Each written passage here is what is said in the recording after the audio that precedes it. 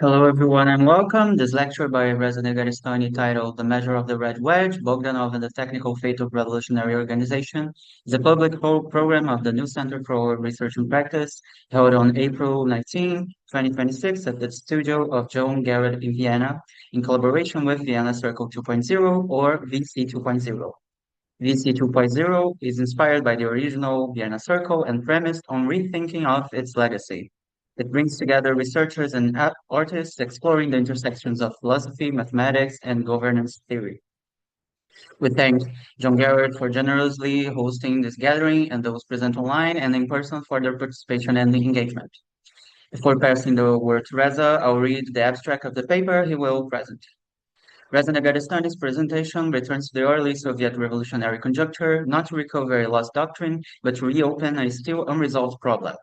How should revolution organize intelligence, labor, technique, and collective life under conditions of material constraint, institutional fragility, and historical hazard?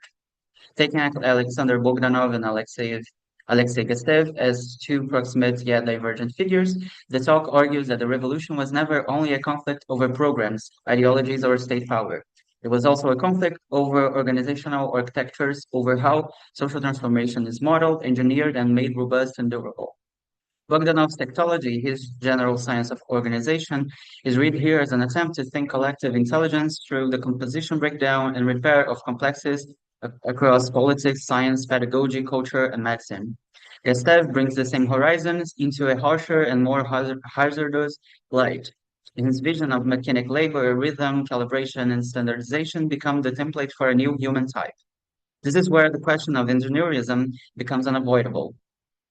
Engineerism is not simply a deviation from revolution, but one of its constitutive temptations, i.e., the belief that technical discipline, inherited productive forms, and engineered interfaces can be intensified into emancipation.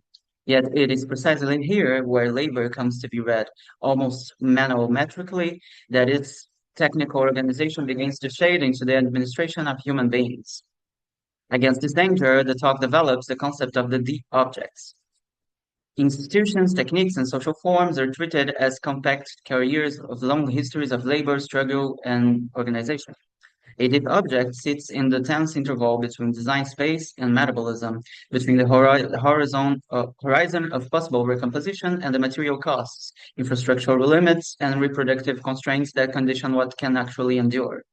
It is neither a free-floating schema nor a brute object, but a historically sedimented organization whose intelligibility depends at once on what it affords and on what it exacts. A revolution never begins from nothing.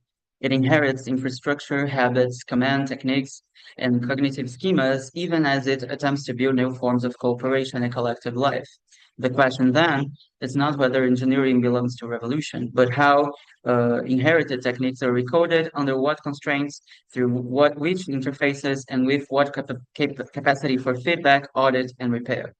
By treating Bogdanov and Gustav as rival responses to the same revolutionary problem, the presentation argues that revolutionary organization must be understood as a problem of modeling, interface building, and the disciplined redesign of complexes. What emerges is a distinction between engineerism as the standardization of the human interface and a broader engineering of complexes organized around strategy, reconstruction, and corrigibility. Thus, the final wager of this talk. A revolution survives not by abolishing organization, but by learning how to engineer it without letting inherent techniques of coordination relapse into forms of command and organized appropriation or surplus capture. Now I'm passing the word to Reza.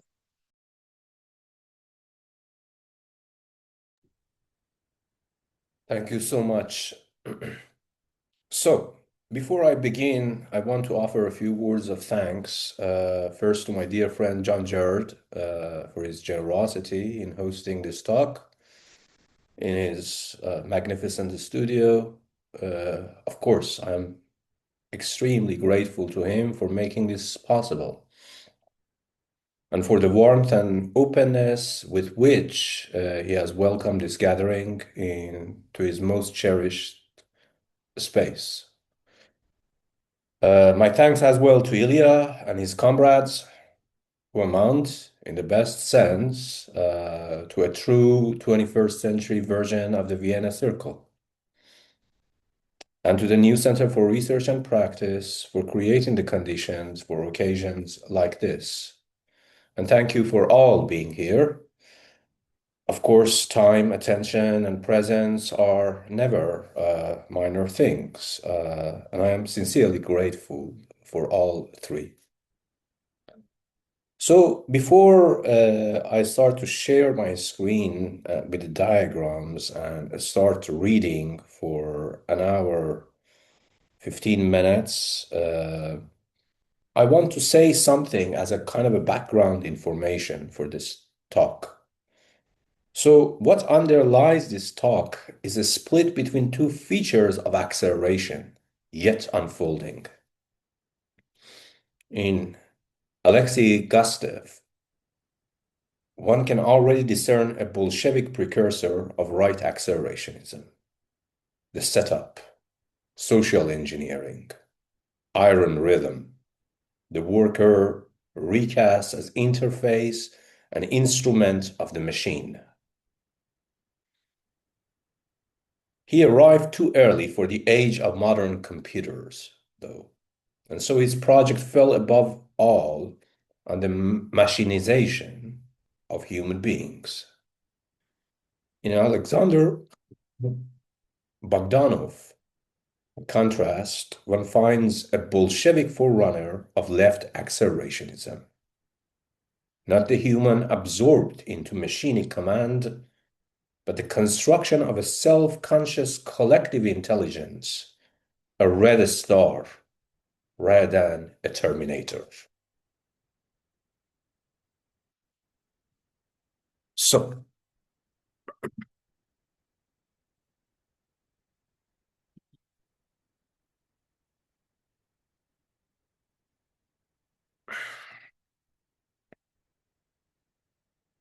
the title of this talk is The Measure of the Red Wedge, Bogdanov and the Technical Fate of Revolutionary Organization.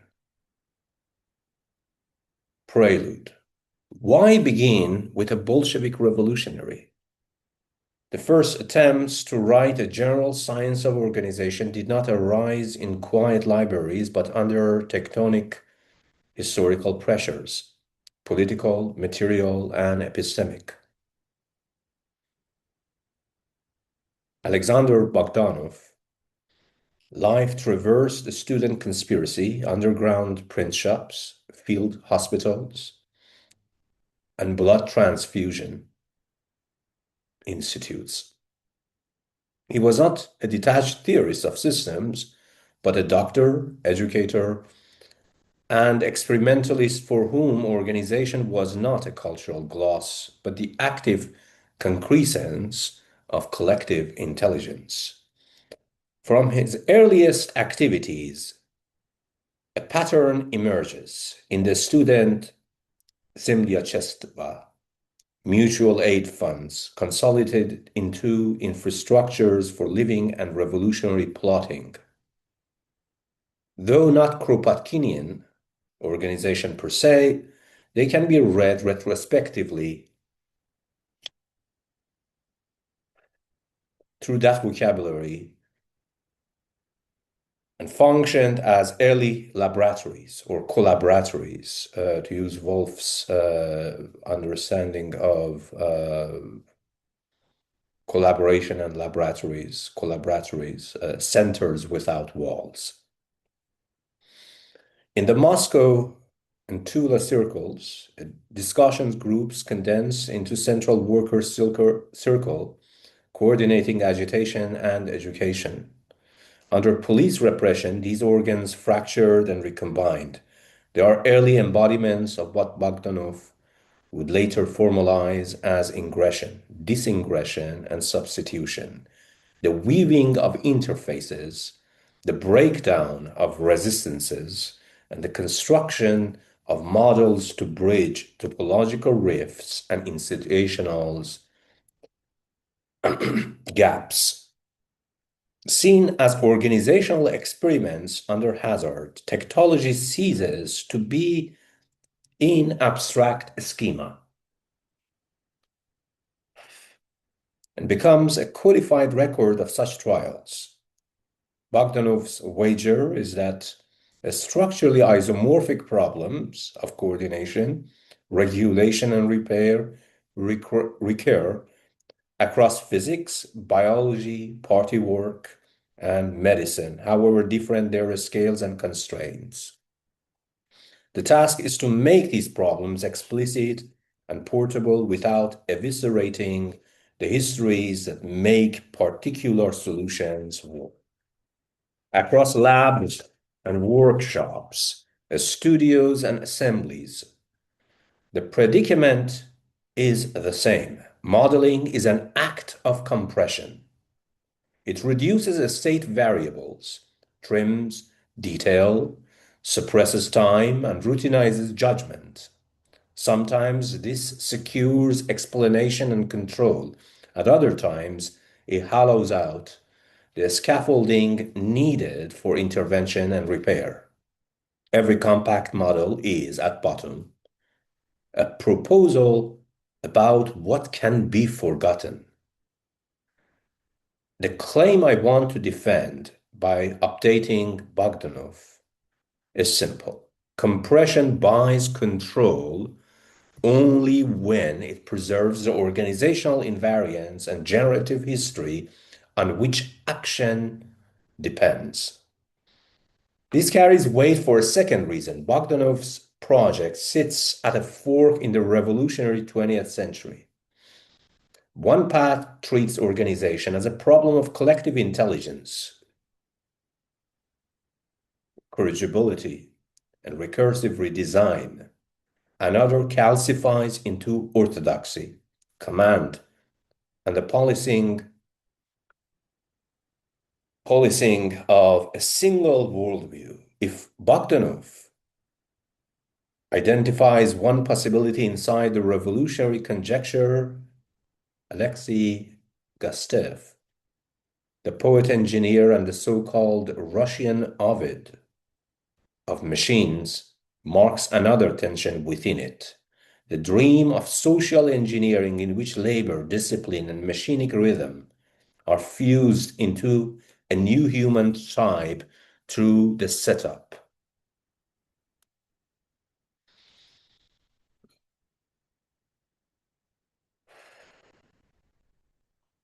Gustav terms for the worker's mechanical and psychological installation into a technocultural industrial apparatus. Their proximity reopens an unresolved problem. How should revolution organize intelligence, labor, and technique under conditions of structural hazard and institutional fragility? How is social transformation to be modeled and made durable, not as rigid engineerism or command, but as a problem of organizational architecture?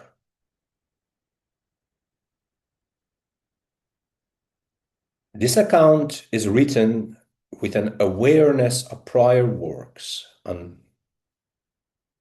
Bogdanov and his historical and political context, including James White, Nikolai Kremenstov, Peter Dudley, Mackenzie Wark, John Bellamy Foster, the subset of theoretical practice, STP, Matilde Marcoli, and others, while placing its emphasis on reconstructing and upgrading revolutionary organization, tektologically through informational complexity, systems philosophy, engineering, and metabolism under computational constraints and hazards. The talk proceeds in 5 arcs. First, Bogdanov's practical and philosophical vocabulary, supplemented by Gustav's machinic legacy and the fault lines of the Lenin-Bogdanov's dispute. Second, the image of the deep object suspended between metabolic necessity and design space.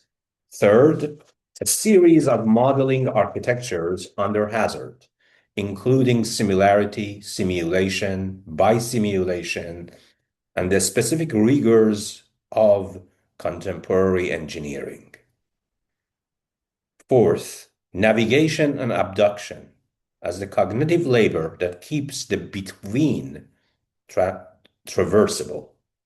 Fifth, a cross-domain discipline of compression before returning from modeling to revolution and back again.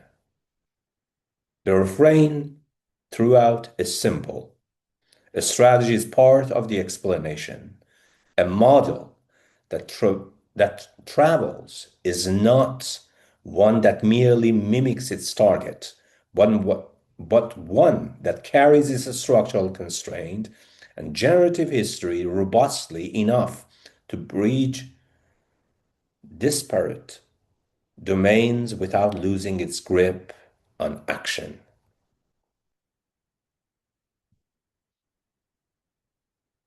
So, to begin is a first diagram, the tektological annulus. The annulus, or this ring, links heterogeneous fields without granting any one sovereign priority. At the center sits tektology, the operative decision side for integration, disingression, and substitution. Around the ring are deep objects, lab protocols, engineering standards, committee rules, and cultural techniques that carry long histories of collective labor in compressed form.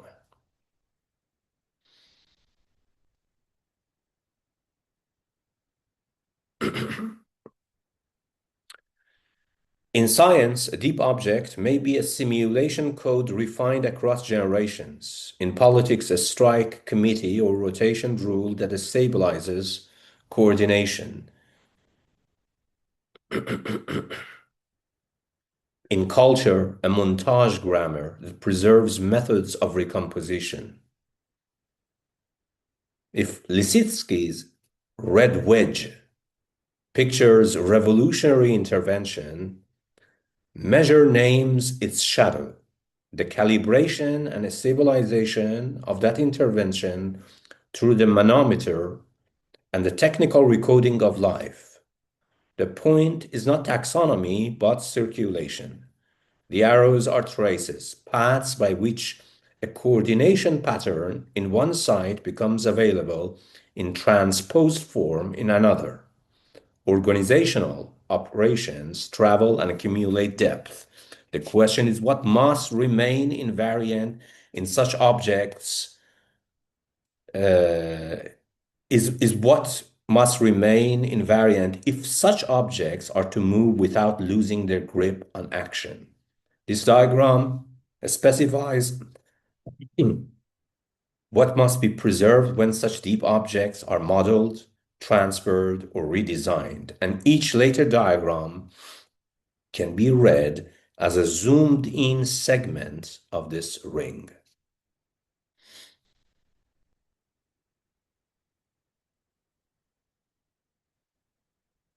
Bogdanov now. Organization, engineerism, and the fight over reality. To do justice to Bogdanov, one should neither sentimentalize him as a doomed utopian nor treat him as a generic system theorist. His tektology condenses decades spent in the trenches of concrete organization, zemlyachestva, and workers' circles, prolet cult studios, and field hospitals. In each case, organizational forms were stress-tested against scarcity, surveillance, war, disease. Organization is never a decorative superstructure laid over reality, for it is the architecture of persistence, the means by which heterogeneous practices and bodies are made to hold together under pressure. From the university mutual aids to workers' education, a recurring pattern solidifies. Mutual aid funds become nerve centers for clandestine activity by pooling resources, coordinating strikes, and reallocating funds across central bodies. State repression then acts as a diagnostic force, revealing which interfaces are brittle, what must be decentralized, and where redundancy is mandatory. These are technological laboratories in all but name. They probe how metabolic constraints, poverty, fatigue, and police pressure can be coupled to design a space through self-education, coordination, and the invention of new institutional forms. Later experiments extend this logic. Prolet cults, studios, workers' clubs, and the planned Workers' Encyclopedia attempt to construct durable organizational forms that retain the traces of earlier experiments while traveling across sites. Entrenched habits of work, authority, and knowledge do not vanish with a change of regime. They persist as sedimented structures within practice and institutions. Tektology matters because it refuses the fantasy that one can denounce these residues away. They must be redesigned. Gustavs makes the problem of engineerism explicit in a different idiom. His language of triumphant machinism points to not only gadgets, but a technical spirit par excellence, a speed, a standardization, and the remaking of the worker as a component within a productive choreography. The Central Institute of Labor is thus not merely a workplace reform project, it's an attempt to write a grammar of labor into bodies, rhythms, and routines. Gustav's legacy matters because he recognizes that socialism cannot inherit production innocently. It must remake labor technically. Yet this is also where engineerism turns coercive, where technical discipline and engineered interfaces are mistaken for emancipation. It is precisely here, under the sign of the manometer, that the technical organization of labor becomes the technical administration of human beings. What Gustav sought through the training of bodies later returns at a more abstract level as a design of the human-machine interface.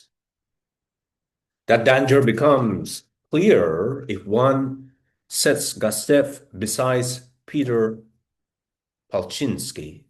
Where Gustav dreams of a universal grammar of work, Palczynski insists that engineering begins from local terrain, concrete conditions, and the human factor. The engineer, on this account, is not a priest of technique, but a custodian of failure signatures, how a system fails, right? Ethically bound to identify where design fractures, which costs have been externalized, and what must be revised before a scale makes error irreversible. This is why independent engineering judgment becomes a political threat under central command systems. Once revision is recoded as sabotage, the laboratory remains, but its feedback loop is replaced by fear. The experiment continues, but repair is criminalized.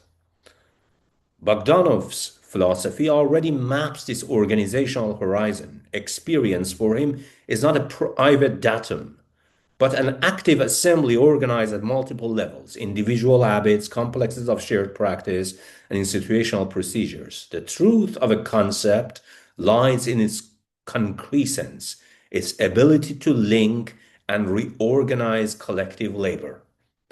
He envisions an ascending series of complexes from cells and organisms to coordinated classes and cultures, each inheriting bottom-up constraints while projecting new forms from above.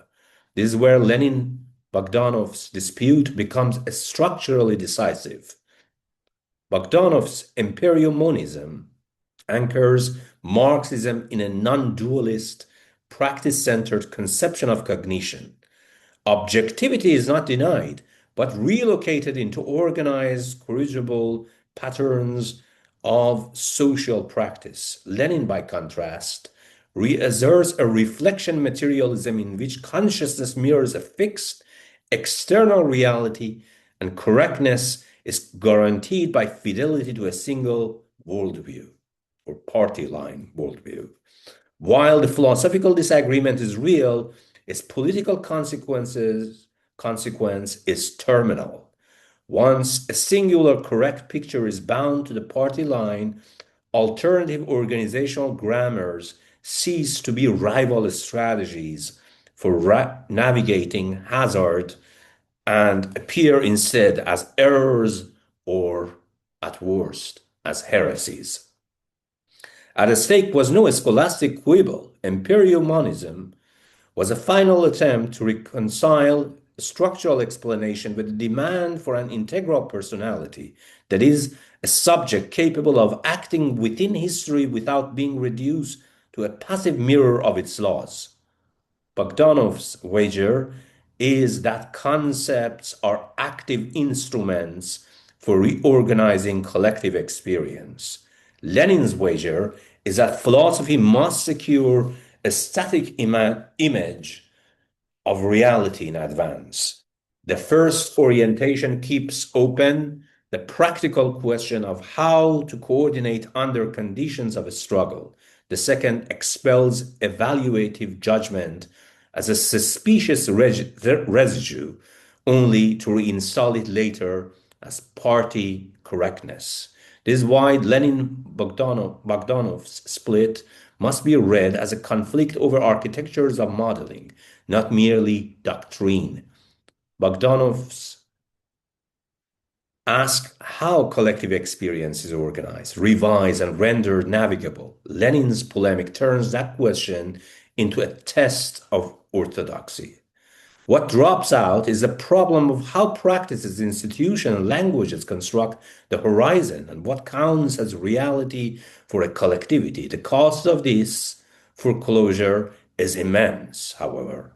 It narrows Marxism from an experimental discipline of organization into a guarded worldview and diminishes the site where engineering, culture, and philosophy might have converged as a unified project of revolutionary redesign. Tektology consolidates these intuitions into a lexicon of organizational operations. Science appears as a selective stabilization and recombination of complexes. In physics, through symmetries and conservation laws.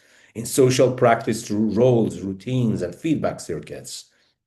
Bogdanov's inventories operations rather than substances, coordination, disjunction, integration, and substitution.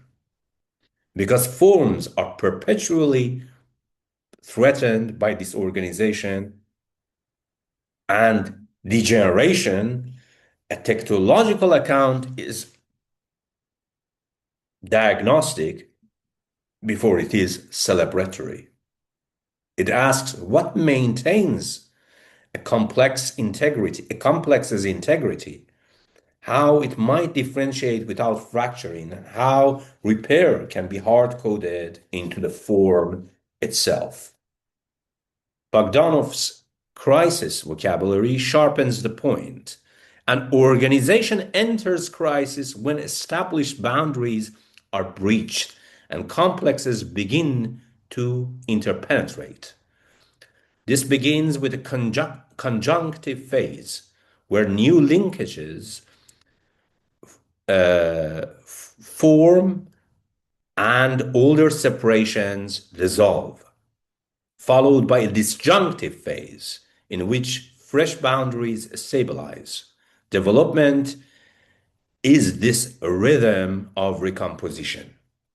The same logic applies to selection. A complex survives not through indefinite differentiation, but by differentiating only as far as its interfaces and redundancy can bear the load.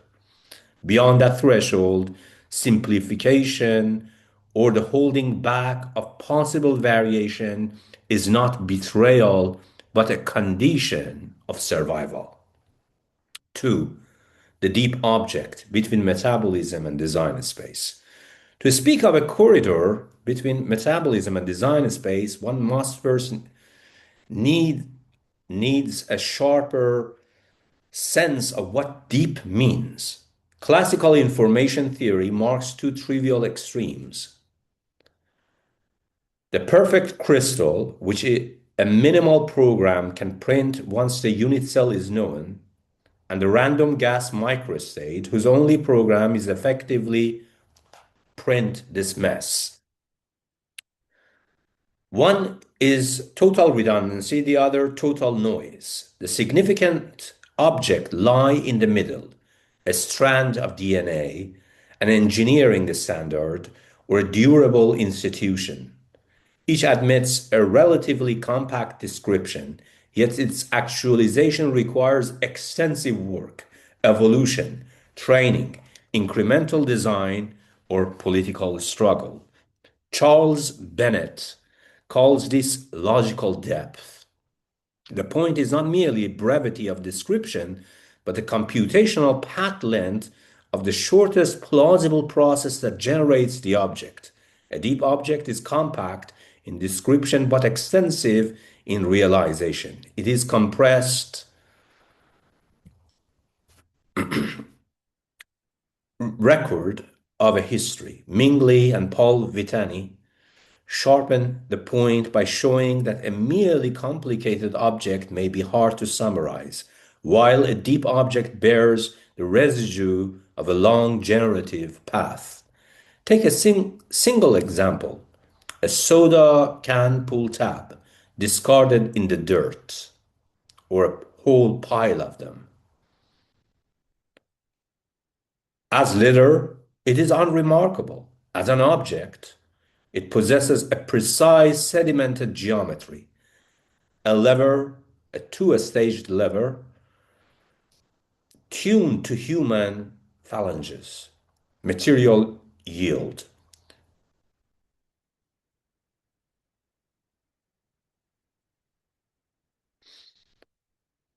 And micron level manufacturing tolerances. To produce that scrap requires a vast infrastructure. Mines, smelters, stamping dies, food safety protocols, and global logistics. The pull tab is shallow as debris, but deep as a trace of a structured process. If one found only this fragment on a dead planet, on Mars, the sensible inference would be the prior existence of a sophisticated technical civilization. For the purpose of this talk, a deep object is an entity with a relatively compact generative description that is realizable only through a protracted, a structured path, organizational, evolutionary, or political.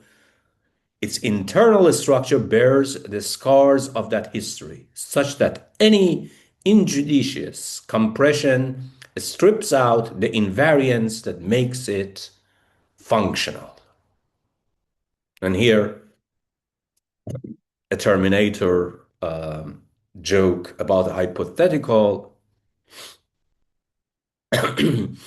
dialogue between Gastev and Bogdanov.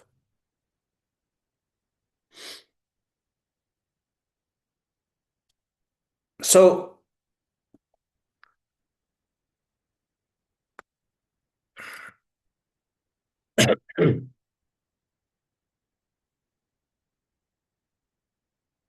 a deep object occupies a tense corridor between two regimes. Below lies metabolism, material exchanges, energy budgets, ecological limits, and the cost of maintenance and supply. Above lies design space, the horizon of admissible redesigns, recombinations, and pathways for controlled complexity.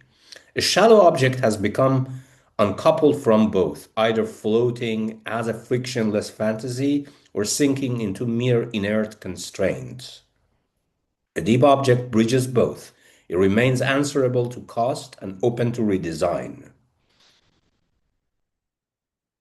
Modally understood, the possibility how we can design or redesign. More precisely, it inhabits the interval where the potential for recomposition meets the material and reproductive constraints that determine what can endure. It is intelligible only through this double binding, what it affords and what it exacts.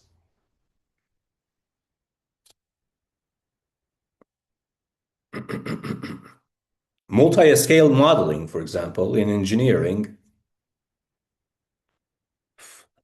make this literal. In computational material science, one cannot simulate every atom, yet microstructure remains critical. The so-called representative volume elements, RVEs, are introduced, chunks large enough to average over microscopic turbulence, yet small enough to retain the heterogeneities that dictate larger scale behavior. Chains of these elements, linked by homogenization rules, carry local complexity upward without pretending that every detail is equally actionable. To find a description and one too fine a description and one drowns in computation. Too coarse and one deletes the scaffolding needed to predict failure or design resilience. The sweet spots, to use Mark Wilson's term, at which one chooses what to preserve are precisely where deep objects live. Read through a multi-scalar diagnosis of the system, model validation becomes an organizational audit. Are the declared invariants actually binding? Do interfaces align with the sites where interventions take effect? Is the reconstruction trace adequate for structural repair? When conditions shift, are substitutions revisable in practice or merely compressed slogans? Bogdanov's relay of complexes from cell and organism to class, science, and culture can be read as a pioneering attempt to chart such deep objects within the social register. Each level holds together only so long as it can re-coordinate its internal components against external pressures. Modeling architectures under hazard. If modeling is understood as substitution, Bogdanovian term within organization, the question shifts to how these substitutes are governed. The architectures that follow are recurrent strategies for reasoning under material and epistemic constraint. Each has a rational core and a specific failure surface where it's simplifying. Assumptions begin to fracture. 3.1 Walking around the canyon. Consider a party ordered to travel due south that encounters a canyon. Obedience, understood as dogmatic purity of path, would lead them to carve through solid rock to preserve the directive. Intelligence takes the detour, however. This is science and engineering as they are actually practiced.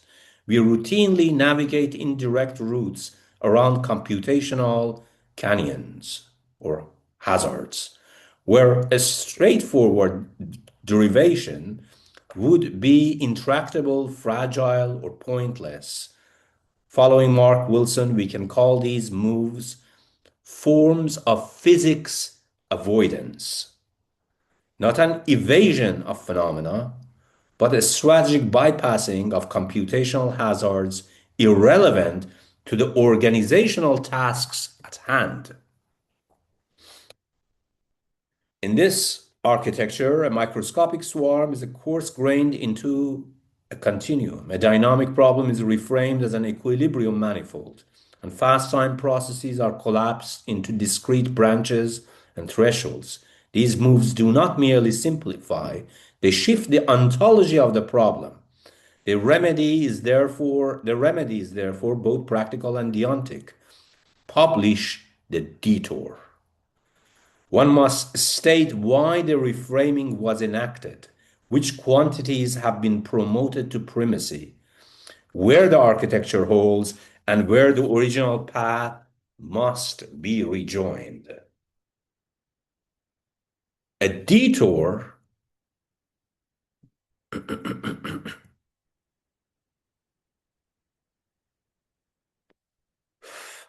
whose terms are never published becomes a trap for whoever comes after. A strategy becomes part of the explanation in a strict tektological sense. The account must include a regime of physics avoidance, the preserved invariance, the reconstruction trace, and the switch conditions for re-entry. Without these, the model is not a tool for coordination, but a hollowed out artifact that empties the intelligence it was meant to extend.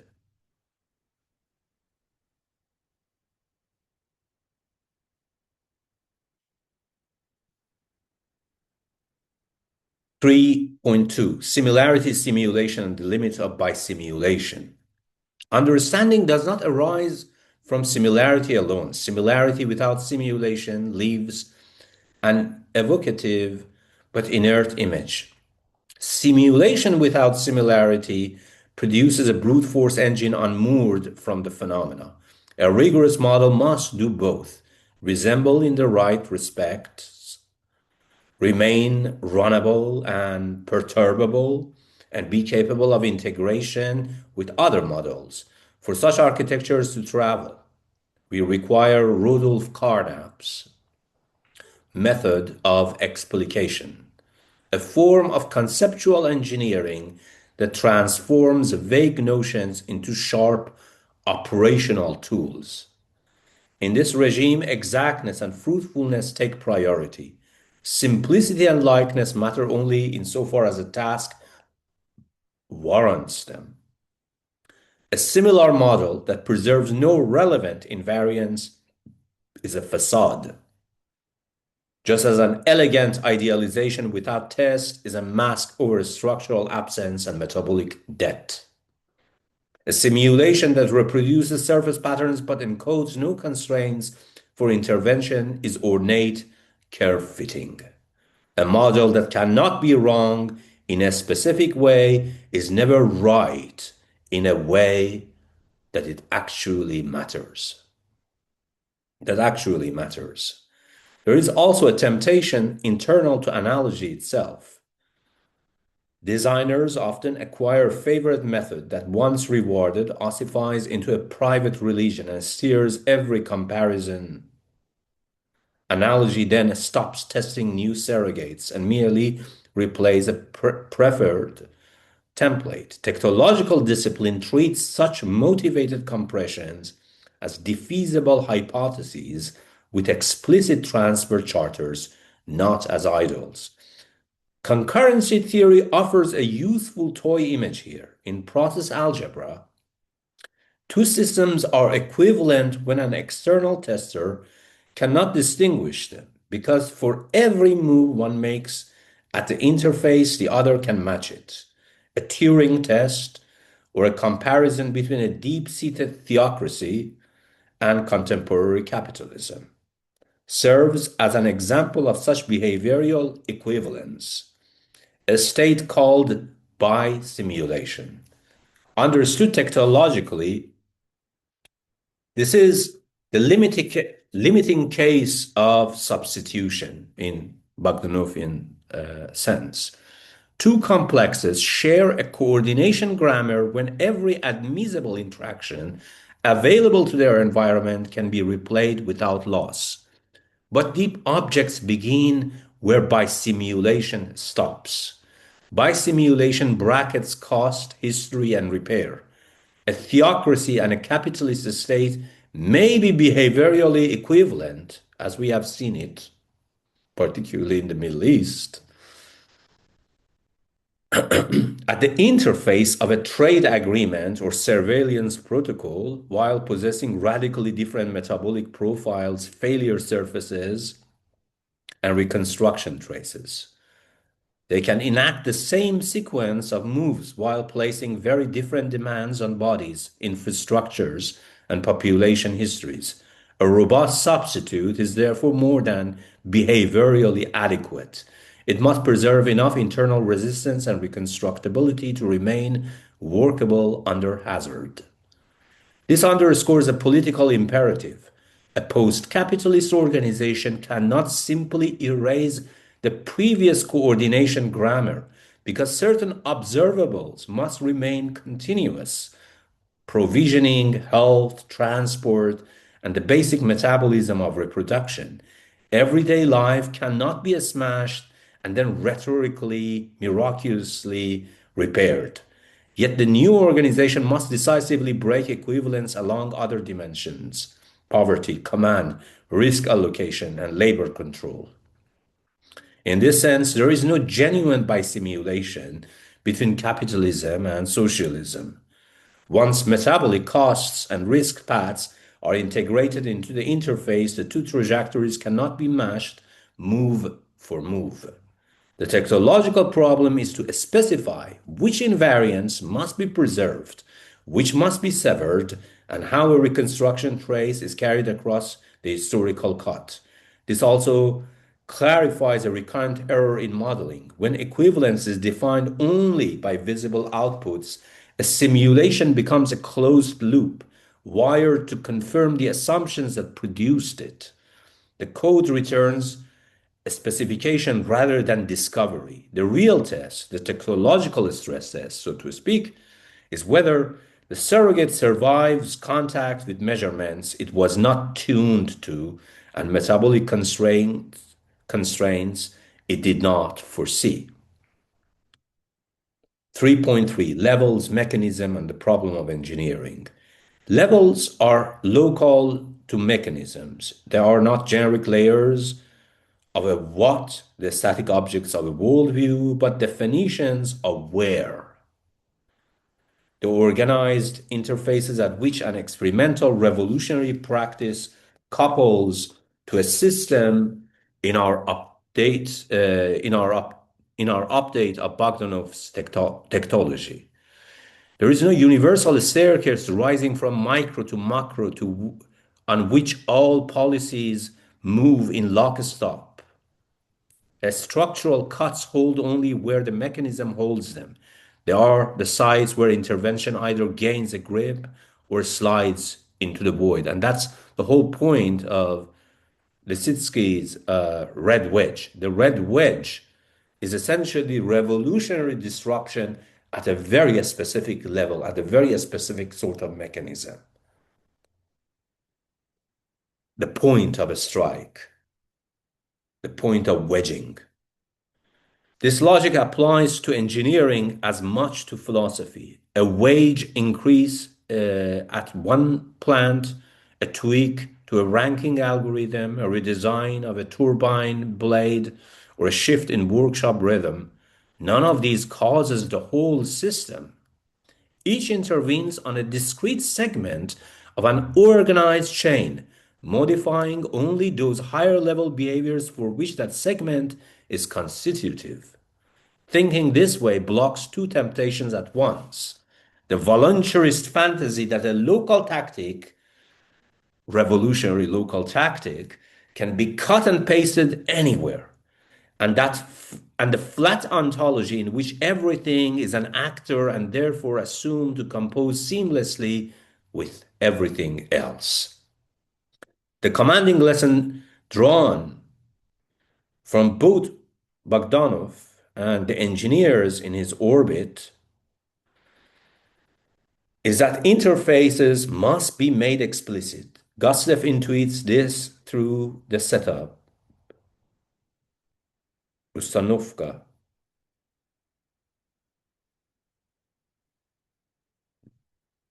though often by forcing the human being into a standardized industrial armature. Palczynski intuits it from the other side, treating engineering as a diagnosis of rifts and insisting that no abstraction can abolish local conditions or erase failure signatures. A rigorous politics of organization must operate within this tension, the ambition to scale and the warning of the local site. 3.4, the economics of cost. Architectures are never selected on a blank slate. They are forged under pressure of time, computation, legitimacy, labor. Many maladaptive compressions are adapted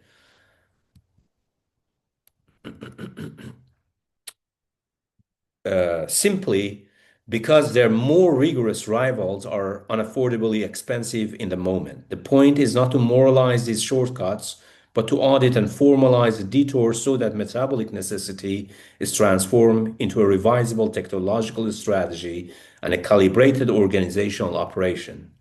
We see the failure of this discipline in the new economic policy, Lenin's NEP, where the reintroduction of the market was framed as a strategic retreat, yet failed to preserve the revolutionary trace without clear switch conditions, the switch conditions that we have been talking here, right?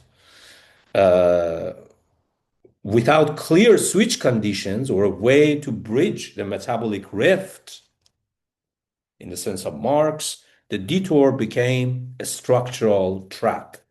To mathematize the domain is not to hunt for a final equation of reality, but to assume local task relative mathematizability. Within a given regime, stable patterns can be captured by a crafted formal structure, an effective theory to support prediction, explanation, and control. These theories justify themselves by resilience, how their consequences survive de-idealization, how heterogeneous models agree where they overlap, and how reliably they guide intervention without shredding the deep objects on which they act. Shortcuts become legitimate only when they preserve invariance, carry a repair kit, and state the conditions under which they must be re-ratified or abandoned. 4. Navigation and abduction. If the deep object is the between, navigation is the cognitive organization that keeps that between traversable.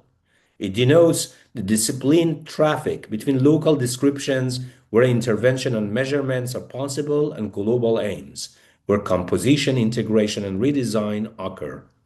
Navigation is a labor of ensuring that the reconstruction trace remains active even as the model transposes across scales of hazard.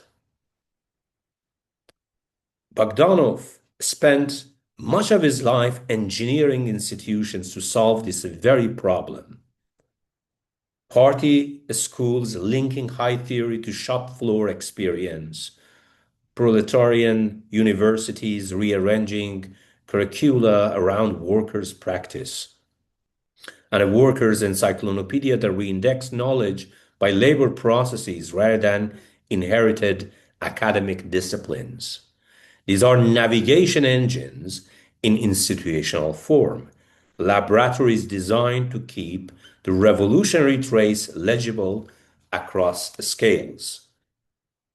Each such site constitutes an ecocognitive system, no longer a solitary subject, but a situated arrangement of instruments, diagrams, routines, memories, and collective labor. A laboratory in this sense is itself a deep object. The task of navigation begins where perfectly coherent descriptions become practically useless. That is when they no longer signal where to intervene, what to compare, or how to move between vocabularies. In practice, navigation often declares itself in mundane deontic instructions, such as now convert, switch to, or repeat this checking step. These are not claims about world, but commands for cognitive reindexing. They signal that from this point forward, the system is to be treated under a different description, at another scale with a new error budget. They are the verbal interfaces of multi-scale work, ensuring that the modeler or the revolutionary does not lose a grip on action when the vocabulary or the horizon shifts. So the diagram, tree operation makes this navigation legible. First, restriction and reindexing, fixing a site, a regime, or a mechanism boundary where variables gain meaning and interventions coupled to the system. Second, gluing and overlap tests, comparing local models where they intersect to see if their predictions compose without contradiction. Failure to glue is itself information, a diagnostic marker that more structure must be added, or that one must fork cleanly to preserve the interface. Third, change of basis, maintaining maps between vocabularies so that measurements and invariants can be transposed across the scales, while explicitly pricing the metabolic loss built into that transition. Gustav again becomes instructive here. He scales the machine upward from tool to workshop to factory, eventually imagining entire machine cities where everyday life is a single gigantic mechanism. This dreams makes vivid the peril of confusing navigation with total integration. While for Gustav, gluing is permanent, for Bogdanov, it must remain conditional, overlap tested, and forkable. Otherwise, a shared architecture becomes a monolithic stack where failures propagate everywhere at once, and the metabolic rift is papered over by command. Navigation, however, requires an engine that can propose new structures. That engine is Peircean abduction. Following Peirce, but grounding the matter in a Bogdanovian workshop, we can treat abduction as a rule-governed generation of candidate structures whose worth is tested by their manipulability. A hypothesis earns a standing not through rhetorical grandeur, but by furnishing handles, design handles, for intervention under the pressure of cost. Thus, abduction is the discovery of where or point of intervention or strike, a la the red wedge, that did not exist until the modeler or the revolutionary mapped it into being. Textbook abduction is often flattened into a bare logical schema, a simple inference to the best explanation. Peirce's deeper point is that serious reasoning is diagrammatic, involving icon sketches, simulations, built and manipulated to test structural possibilities. A hypothesis, therefore, is not an ordinary sentence, but an operational design. It must single out at least one controllable variable, predict a directional change when that interventive handle is turned, and specify a test that fits the metabolic budget. Crucially, it must include a retraction path should the wager fail. Under these conditions, abduction becomes ingression in miniature, a provisional organization of action tying a representation to a repair plan. Of course, we are talking about revolutionary hypotheses as well. A hypothesis that cannot cash itself out in a manipulable handle is merely a slogan auditioning for authority. Many abductive leaps are faster, cheaper, and more obscure. A street that suddenly feels unsafe, a trust extended despite the record, or an immediate sense that a line of reasoning will fail. Such opaque compressions can be useful, yet they are dangerous precisely because they are subarticulate. Tektological practice does not abolish them. It surrounds them with audit, navigation, and revision, ensuring that instinct is never allowed to masquerade as a structural necessity.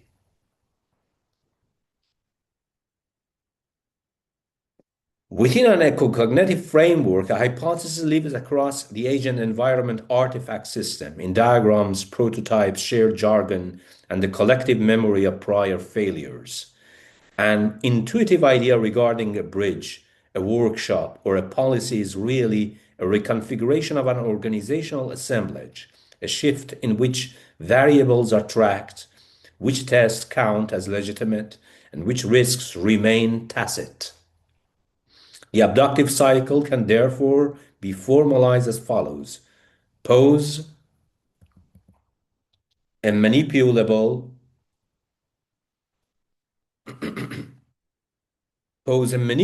conjecture, issue a transfer charter, specifying domain and failure markers, run a costed test with declared shortcuts or detours, then update through retraction and reinforcement while preserving the repair kit and keeping minority reports alive as alternative abductions in waiting.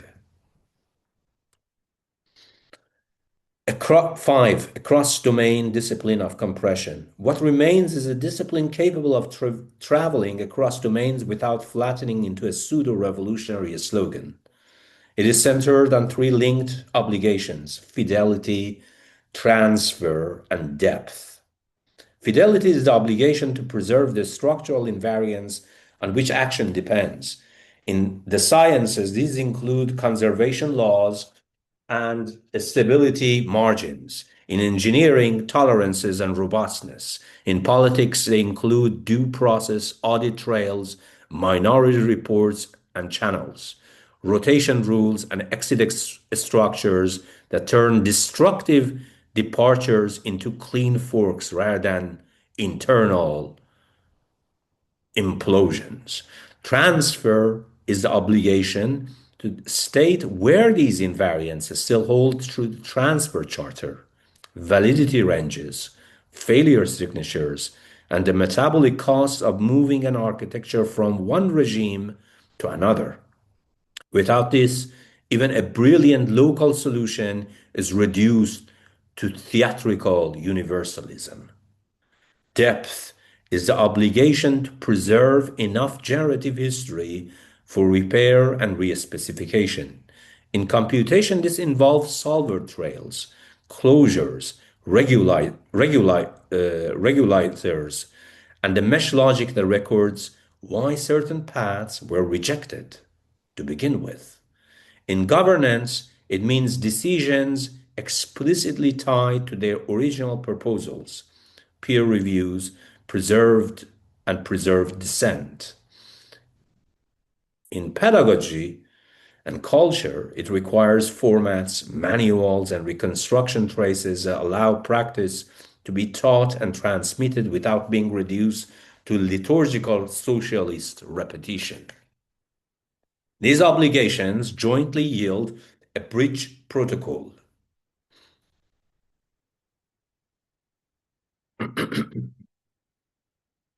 Tektology rests on two theses that justify exporting this discipline across domains. First, methods are organizational.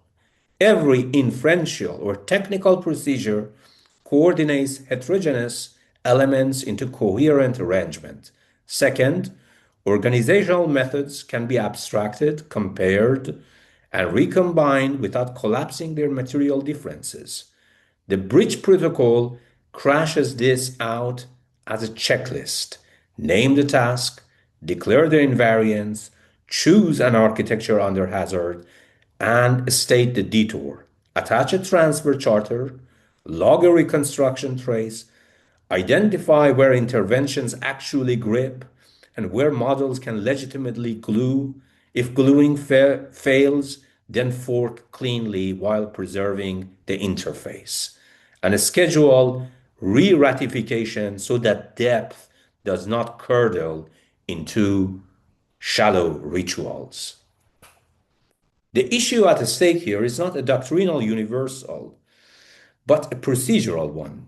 This discipline does not impose a single worldview. It illuminates the common logic behind the design of a constitutive law, the staging of a performance, the running of a factory, or the construction of a scientific model.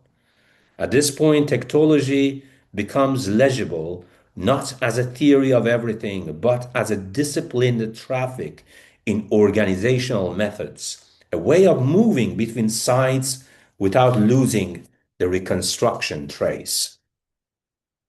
The force of this approach is evident in two compact cases: Euler's buckling theorem, the so-called Euler's strut, is a disciplined equilibrium shortcut. Engineers suppress time and solve a reduced boundary value problem to obtain a threshold. It is useful precisely because the loading regime and failure surface are explicitly stated. Product cult, as its best, attempted an analogous move in the cultural sphere. It engineered workshop formats and sorry,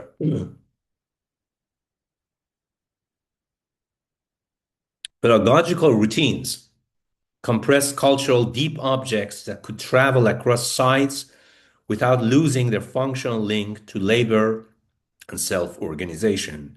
In both cases, the architecture holds when the compression remains. And the last section, section 6, from modeling to revolution and back again.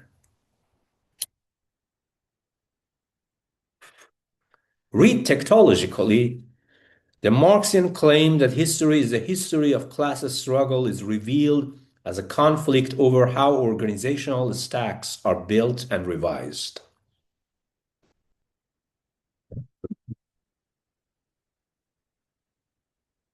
What Marx calls a mode of production and Kojin Karatani redescribes as a mode of exchange can be seen as a way of stacking coordination rules for extraction and reproduction, a layered deep object in which older patterns of reciprocity are subordinated but never fully abolished. Revolution is thus the hazardous attempt to replace one family of schemata with another while the metabolism they govern must continue to run.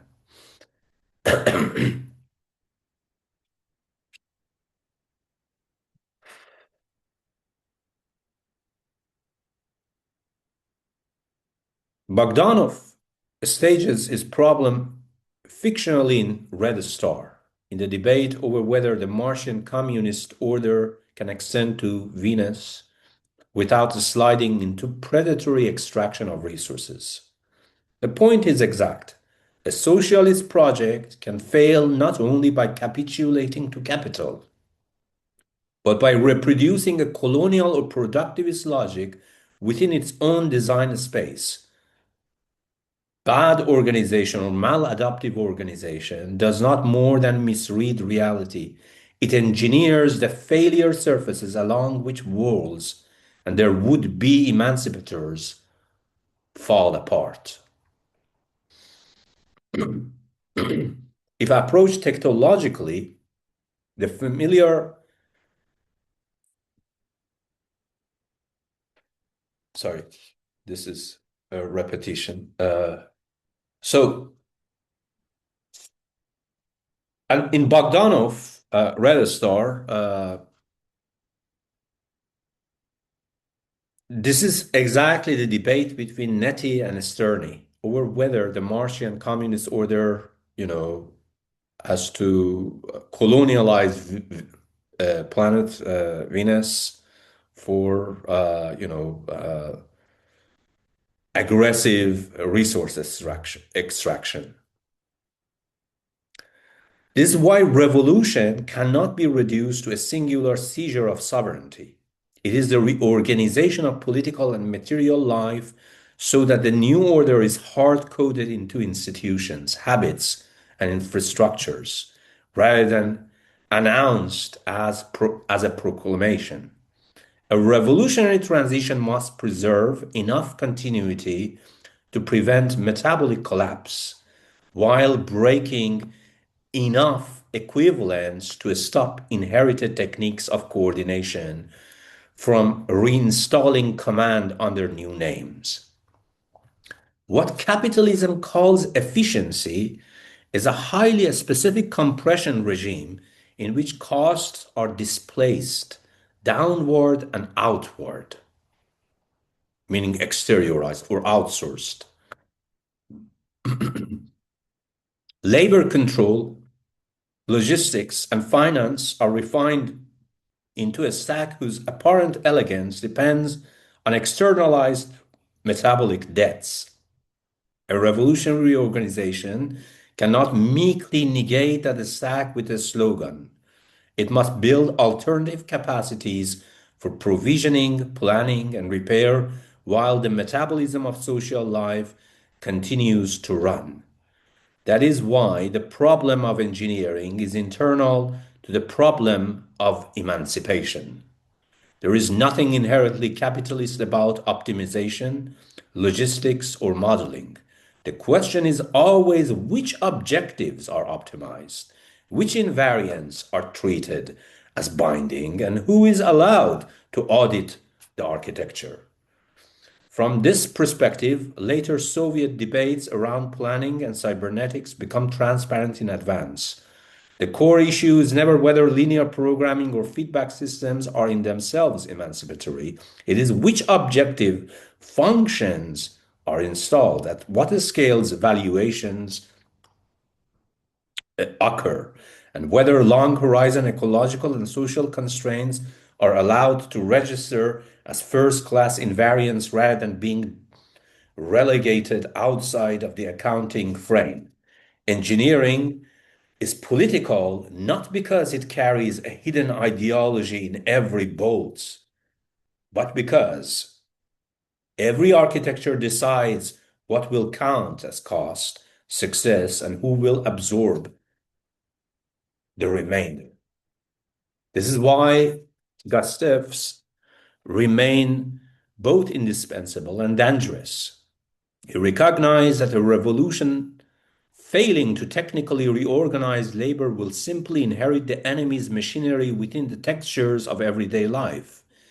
Yet, he also shows how quickly technical reorganization can flatten the worker into a calibrated component. Bogdanov's significance lies in charting a different path.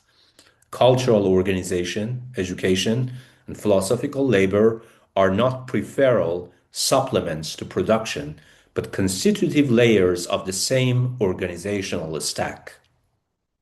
Viewed through this lens, the Lenin-Bogdanov conflict marks a decisive fork within socialism's design space. Leninism was no historical inevitability, but a specific trajectory, centralized, orthodox, and rather hostile to our rival organizational grammars. Bogdanovism suggested an alternative path where culture, pedagogy, and engineering functioned as interconnected nodes of collective experimentation. This is not to sanctify or sanitize Bogdanov. This is his death during a blood transfusion experiment remains a stark reminder that audacity, stripped of redundancy or rigorous audit, can collapse the science of organization into a lethal or fatal stress test. Yet that failure is diagnostic rather than merely tragic. It asks which systems can withstand the structural shock without compromising their critical invariance. This is a political manifestation of the bisimulation problem. A successful transition can neither be blank break nor a mere reskinning of the legacy interface. It must identify which observables are vital to prevent metabolic collapse, which interfaces demand decisive redesign, and which reconstruction traces allow the collective to learn from its necessary detours.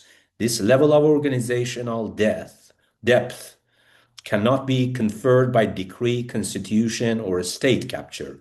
It accumulates only through the iterative labor of schools, labs, council modeling, and repairing their own coordination failures and the couplings between them. A structure admitting only one canonical decomposition is always brittle. Damage along that single fault line is fatal. A revolution that builds only one institutional chain is vulnerable in the same way. Depth is what allows a project to be recut and reassembled without surrendering its emancipatory invariance. This is why Bogdanov remains a pivotal figure. He allows us to treat organization not as mere instrument, but as a concrete organ of collective intelligence. From this standpoint, we gain a clear metric for evaluating both models and revolutions. Compression is warranted only when it preserves fidelity, transfer, and depth. Detours are legitimate only when they are made public. Engineering is emancipatory only when its interfaces remain corrigible. A renewed technology would thus be neither a Bolshevik relic nor an anemic metaphysics of systems. It would be a living discipline for mapping how collective intelligence is assembled, where it ruptures, and how it can be rendered capable of redesign, ensuring that coordination does not relapse into command, organized appropriation, or surplus capture. A contemporary illustration may be useful here. The subset of theoretical practice, STP, as a collective project concerned with organizational experiment and formal constraint, has undoubtedly done serious and highly sophisticated work in the realm of revolutionary experimental practice or organization. Not everyone associated with it, however, belongs to what follows. Yet in its more programmatic self-presentation, concepts such as navigation, multi-scalar complexity, cognitive abstraction, and the organizational demands of abstraction reappear as though the archive of left accelerationism and perhaps neo-rationalism had somehow accidentally misplaced itself. The point is not influence, but a kind of genealogical hygiene by which inheritance is preserved only once its lineage has been politely set aside. What results is not plagiarism in any crude sense, but a small exercise in selective historical erasure that has become endemic to certain sections of the left, and that repeats at the level of theory the larger revolutionary failure to preserve the reconstruction trace. This is also why revolutions fail less by repression, internal or external, than by allowing their reconstruction traces to be liquidated in the moment of victory. One is free to walk around the canyon, but not to act as if the canyon did not exist. For a transition to maintain its grip, its detours must be published. One must specify which invariants were preserved, where they hold, and when they must be abandoned. To take tektology seriously at this point today is to refuse the cheap counter-revolution of organized amnesia. It is to treat every scientific, technical, or political, as accountable for the architectures of intelligence it installs and for the traces that keep those architectures legible and revisable through time under shifting historical pressures. Without these traces, we do not inherit a new world. We merely inhabit the unconscious habits of the old one, but now rebranded as progress, leftist or otherwise. Thank you very much.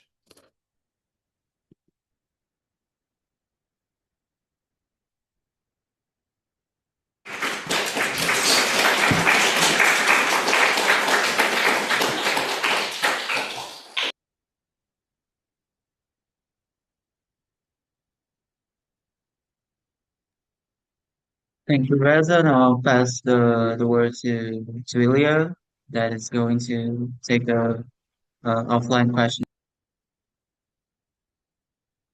Can I ask you and Ilya if I can have a minute just get some water for myself? Absolutely. And in the meantime, we'll spill some wine in Vienna. Okay, excellent, excellent.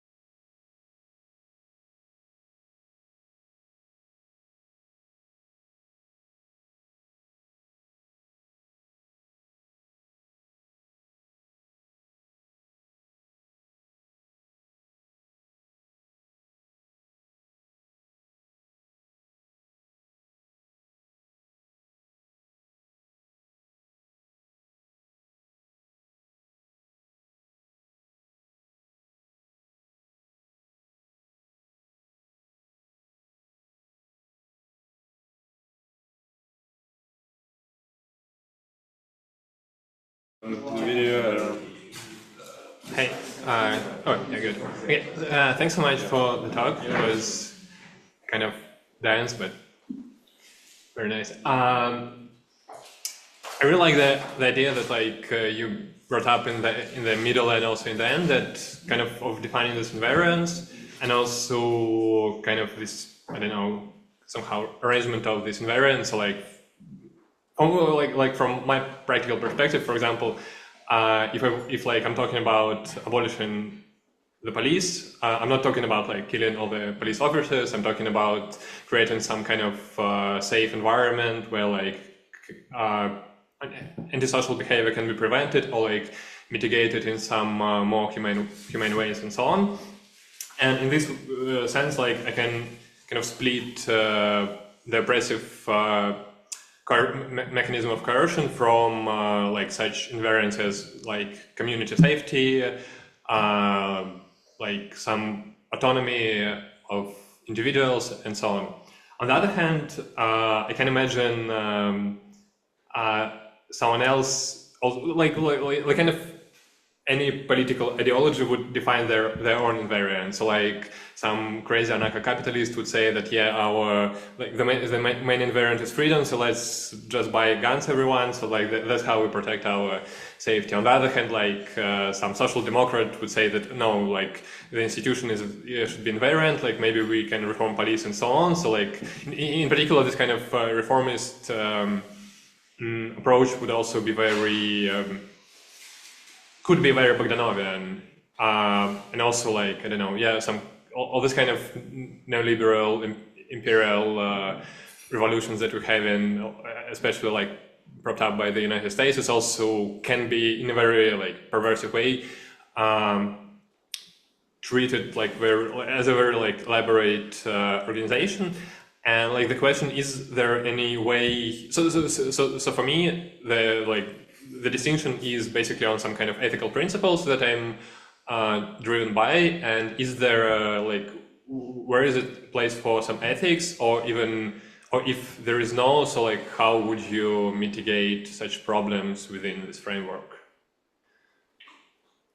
Yes.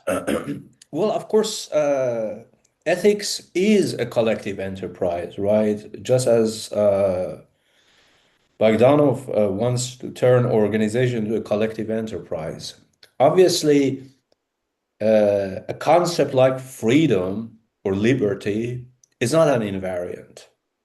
It's a concept. An invariant is always being obtained across sites and processes. It's essentially something that we can only say to certain sort of mechanisms that undergird, how the system works, right? Freedom, obviously, freedom would be such a vague concept in the Carnapian sense that we have to explicate it first. What do you mean by liberty, freedom to these people, right? But something, for example, invariance, like think about this, that, for example, particularly here in the US, in many cities with, kind of income disparity, the taxes are extremely high, the property taxes, right? So the reason for it is precisely because the tax is being channeled to police funds for maintaining, for example, safety in, these places rife with, possible agitation, or, ensuring, for example, everything is fine, which obviously they don't do that often. So that you might say that's an invariance, right? But so long as it's being audited, explicitly stated with regard to other sort of invariances, and then minority channels, as I mentioned, the minority channels or minority reports also being taken into account with regard to these invariances, then of course there would be a fundamental, and as opposed to simply choosing the invariances, right? And simply pretending as if these are the facts of nature. What Bogdanov tries to show is that no, we can state invariances, we can state the detours, we can state everything, but this is concomitant with the fact that there would be also a program for organization of, sites, locals, minorities, right? To challenge, to fundamentally challenge, the proposed invariant, something that you might think that it's a necessary invariant. Yes, a police fund that coming from, property taxes in poor cities in America, you might say it's invariant. Yeah, sure, it is invariant. But is it the right sort of mechanism? Because invariance shows the mechanisms. You see, this shows the mechanism that undergird the functioning of the system. And it's not as if that, we are merely abiding by the fact that, well, we are stating what these sort of mechanisms are, and that's great. And for the sake of transparency, let's have an audit. But as I said, who is auditing it? And who is going to channel the minority reports, the local sites? So what Bogdanov wants, and it's super ambitious, is that to create all of this machinery into the revolutionary organization, experimental revolutionary organization. And that, of course, is a multi-layered project, precisely because it has like the prolet cult, needs to have the pedagogical front, it needs to have educational front, it needs to have a labor front, it needs to have agitational front. In fact, it needs to have mobilization front. That's the deep wedge, the red wedge.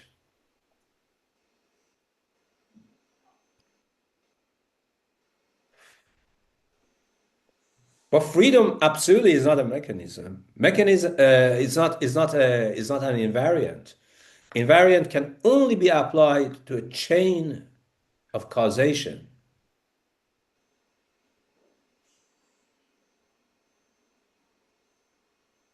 Okay, thank you. But not every causes, of course, causes the system, right? And not everything that causes the system at one level is necessary for the functioning of the system.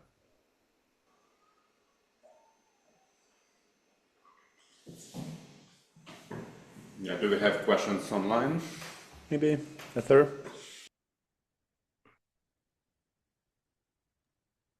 Here on chat, I'm not seeing any questions. Does someone wants to raise their hand or send a question on chat?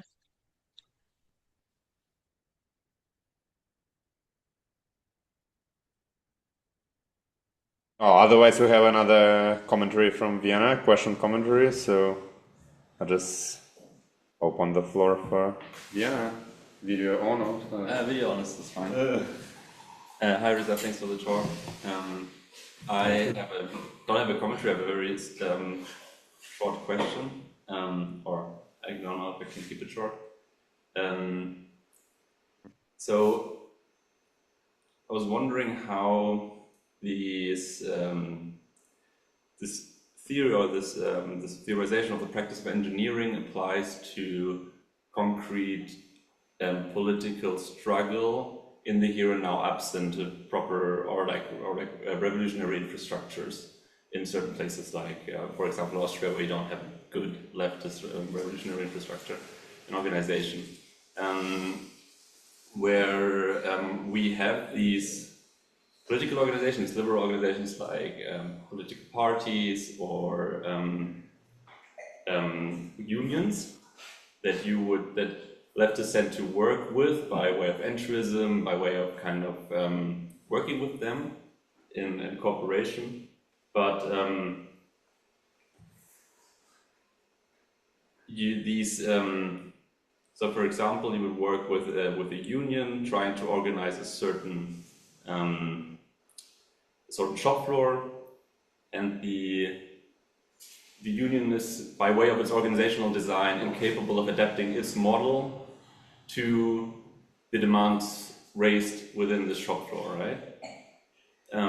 But you are completely at the mercy of this organization and its form and the way it is produced, or the way it reproduces itself, right? And you don't have this ability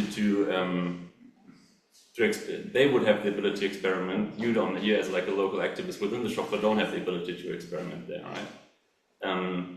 And what I like about the Bogdanov framework is this idea of that organization, that, or like activity and resistance. These are perspectival, relative things, right? So every organization is a reaction. Every reaction is an organization. So I think that Bogdanov's Bogdanov theory kind of really nicely applies to like these kind of local struggles that we kind of all have to organize and do. But I'm still struggling to figure out how within these small local attempts to organize, we could make use of this framework that you just proposed, which all of the examples that you gave were, these post-revolutionary experiments, right after there was a kind of successful overthrow of a given order.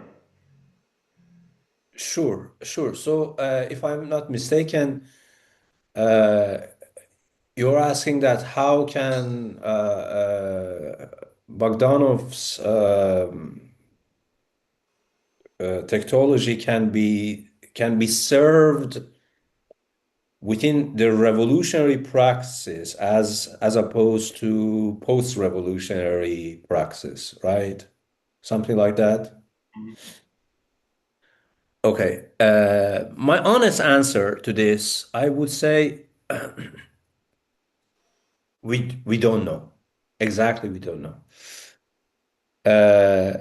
And this is my also second honest answer is that I don't think that in places like Austria this is possible at this point. You see, precisely because when we are talking about revolution, it's not just about the local organization, but also global navigation, right? So when we are talking about local global navigation, we should also look at the history of the deep object. So we have so many different objects, not just at the local level, but at the global level. With with the problem of mostly developed countries in Europe and the shift in politics,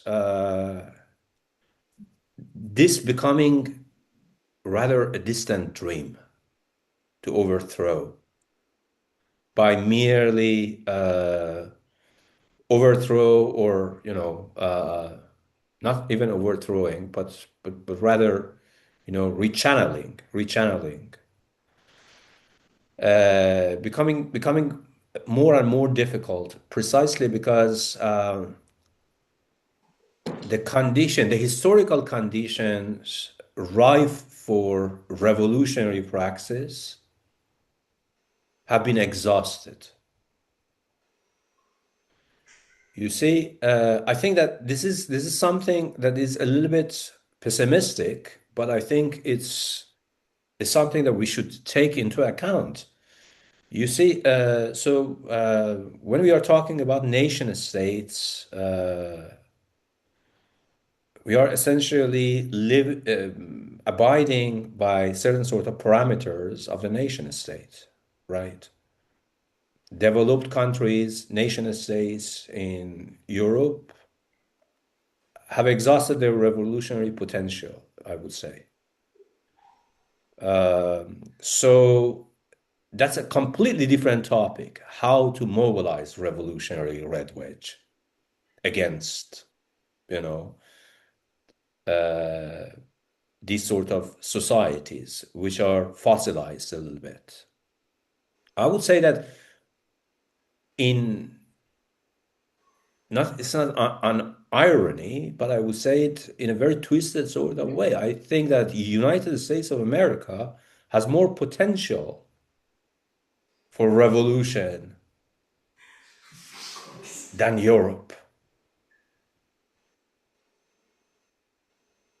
particularly Austria.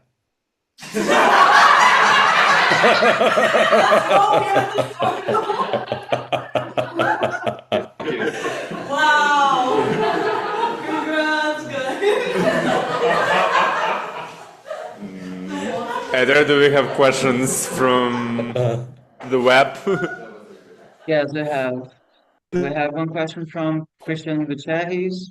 Reza, what are your thoughts on a distinction slash disjunction between ontology and tektology? Should we say attentive to Lenin's failure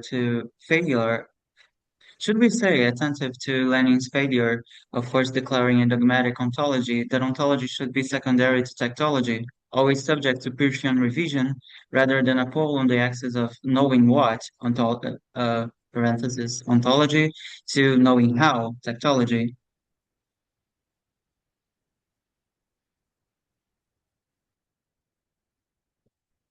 I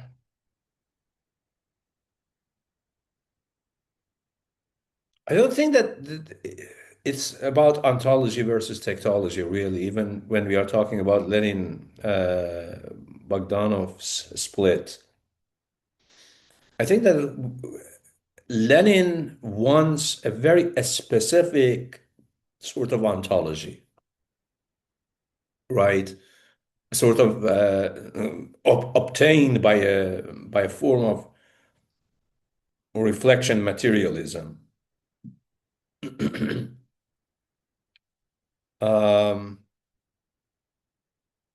Reflection materialism tied to a specific setup of the system that Lenin has already in mind, the party line, so on and so forth. But if we really mean it as a general concept of ontology, I think, yes, that also can be somehow true, because this issue has come with regard to the whole idea of empirio-criticism or empirio-monism debate, which basically Lenin's point of attack on Bogdanov is that he just doesn't understand Mach, Ernst Mach, and what essentially Bogdanov has extracted from the Machian worldview. So it seems that for me, also there are documents about this, that Lenin wants to accuse Bogdanov's tektology, maybe not even tektology, but yes, also tektology, as a kind of heretical child of subjective idealism, right?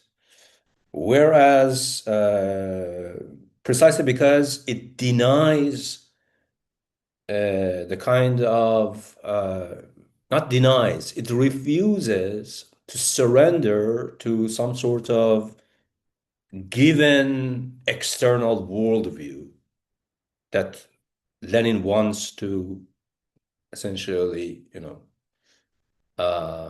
defend as the core of his worldview. But I would say that no, tektology is ontological in a sense, but it's ontology come objective worldview. And the objective worldview, if we once explicate it in the sense of the Vienna circle, the old Vienna circle, it is essentially the objective worldview is that of the organization. In fact, when we look at the genealogy of Aufbau by Carnap, which comes from Zienz, Theodor Zienz, and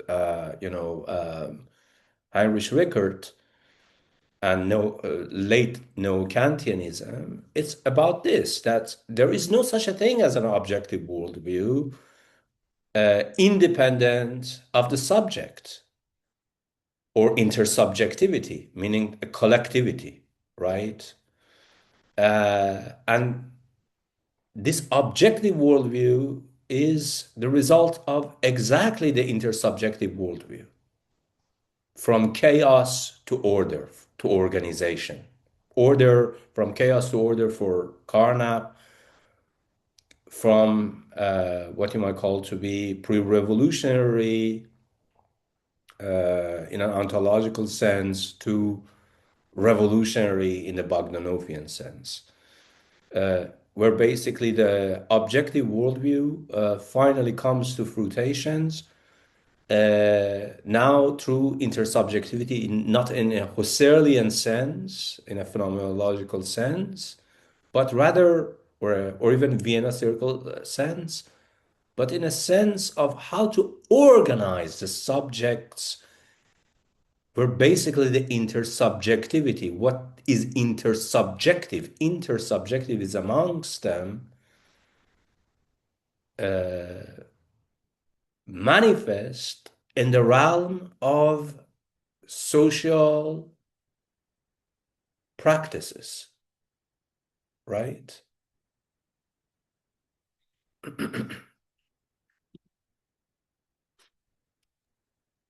Right. So, do you have any more questions? Just people who are online would like to ask something. People who are offline. We have one more question from Vienna. Offline. Okay. Cheers. Hello, and thank you for your talk. I had two questions. The first, more a question in the direction of the history of science, because the metabolic rift and also the name Foster fell, and Foster, in an interview I listened to recently, talked about the surprise visit from a Soviet delegation in 1931 to the second conference of the history of science and technology.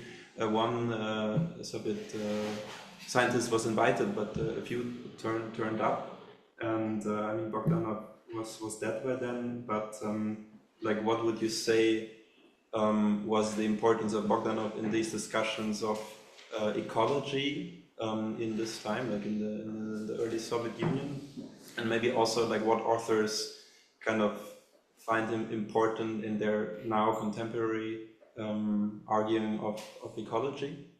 And the second question, maybe like starting with an observation with this question, also like in the conversation started with this idea of inheriting infrastructure, and for me kind of then this question arises, like who built that infrastructure, and how do these people respectively in different parts of the world maybe relate to the government? If we think that, for example, in nowadays China, majority of the people that are in government are engineers and partially civil engineers, where in contrast in the West we mostly have people coming from law. So the people that maybe engineer the infrastructure are in that sense from the private sector, maybe in connections to the government, but like in how far maybe do we need to take this into consideration if in Austria we might not be close to revolution? How do we relate to this in the sense of like how do we need to understand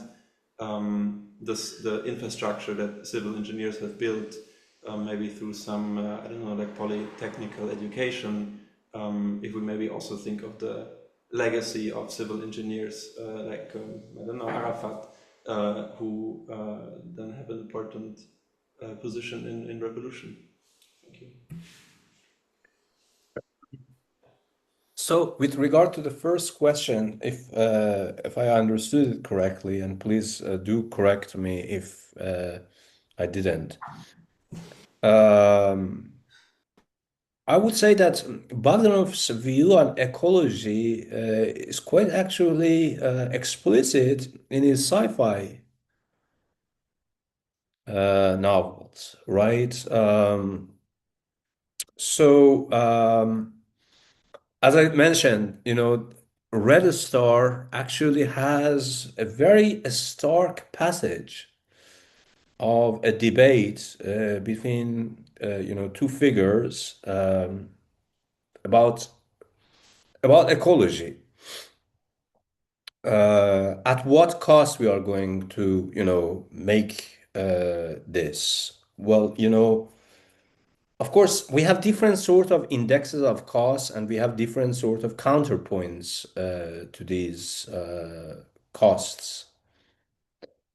I think that uh, there is at least from his sci-fi writing, there is a clear view that Bogdanov, if he were alive today, would have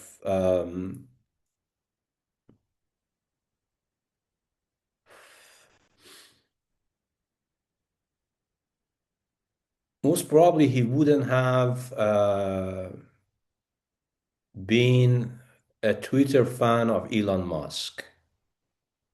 Let's put it that way. Precisely because even though he likes the red star, Mars, and so on and so forth, but he wants to understand the idea of the cost in terms of not just the cost right now, but cost that is it going to be outsourced, right? Is it going to be outsourced? Is it going to be externalized? And majority of the costs that we see in the system of capitalism are being outsourced, always, always, all the time. That's all legacy of colonialism in a sense. Costs being outsourced. Um, for him, I think that the real problem of ecology is that, yeah, we can pay the costs so long as not they are outsourced. So when you say that, obviously, you are putting a very specific sort of constraints on the idea of cost, on ecological cost, meaning that when so then certain sort of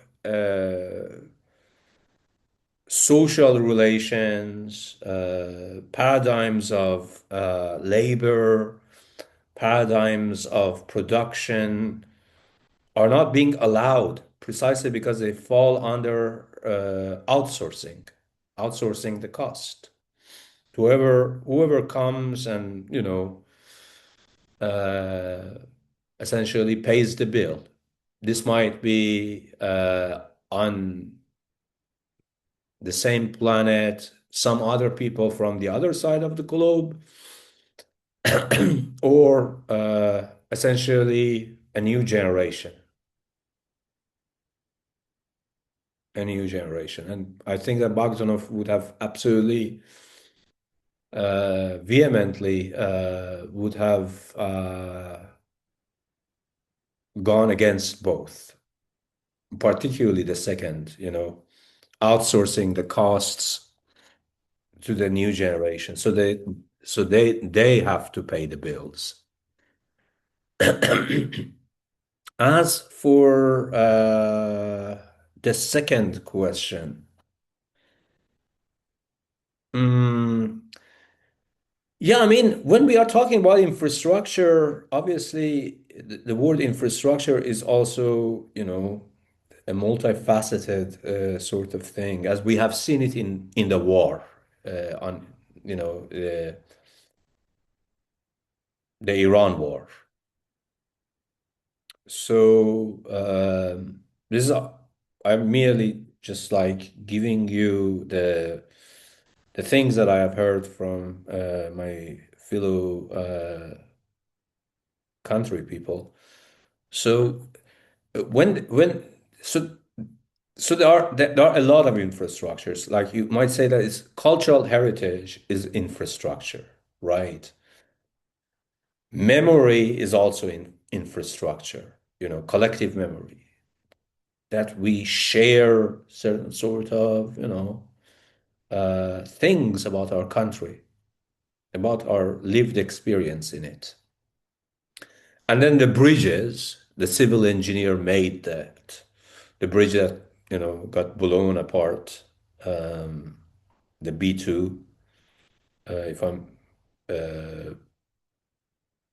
saying that name correctly, and other sort of stuff. So it's really interesting what I came across, so many tweets and so many sentiments. Well, of course, some people who actually were completely against the war. They said, well, no infrastructure should be targeted. That includes, bridges, the stadium made by civil engineers, specifically not cultural heritage, like the Golestan Palace was damaged. But then there are people who say that, well, Islamic Republic should go. These are not essentially all pro-war, people. I think that many people didn't want the war, but nevertheless, war happened. And they want at least get something out of this, meaning the collapse of Islamic Republic. Because then it would be for nothing. It would be just the worst for them. So they try to bracket the idea of infrastructure only to collective memory, meaning that anything that is called, bridge, thing, this, that, can be targeted so long as Islamic Republic falls. Even some people among them actually are fine with the idea, for example, that Persepolis or some of the most ancient sites in Iran, by virtue of, vicinity to some sort of military sites, gets targeted. So this is the idea of the infrastructure, that we have to distinguish this. And for China, I think the idea of infrastructure, or some countries, the idea of infrastructure has become has shifted fundamentally from the collective memory and let's say cultural heritage to what you say, actual civil engineer infrastructure.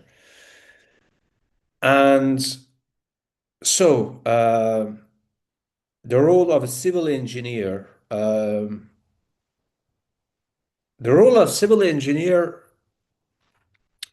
or infrastructures made by civil engineers, of course, are critical for stabilizing a society and organization. But as we know this throughout history, these infrastructures, in the moment of violent disruption, in the moment of revolutionary disruptive activities, are the first targets that are being seized, hijacked, or essentially blown into smithereens. It's not just we can think about leftist revolutions, that the first things that the people want to blow up is bridges, right? Precisely, or railroads, yeah, all made by civil engineers and mechanical engineers, precisely because they disrupt the very function of the current, of the organization, of the system. And they do that precisely because, just like in Iran's war, people think that they can build them again, right? But of course, that also has massive amount of costs and takes massive amount of, energy to be spent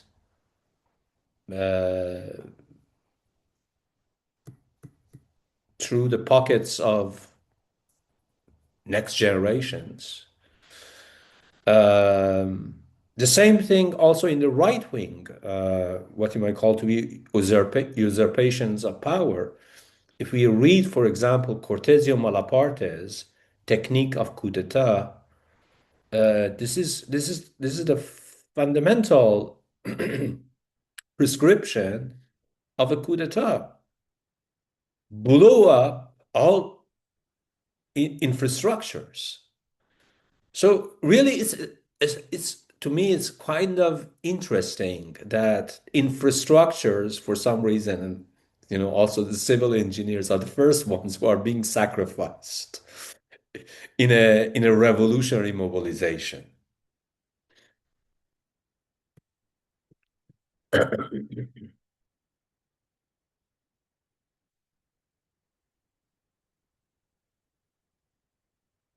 And yes, the distinction between military and civil engineering, absolutely.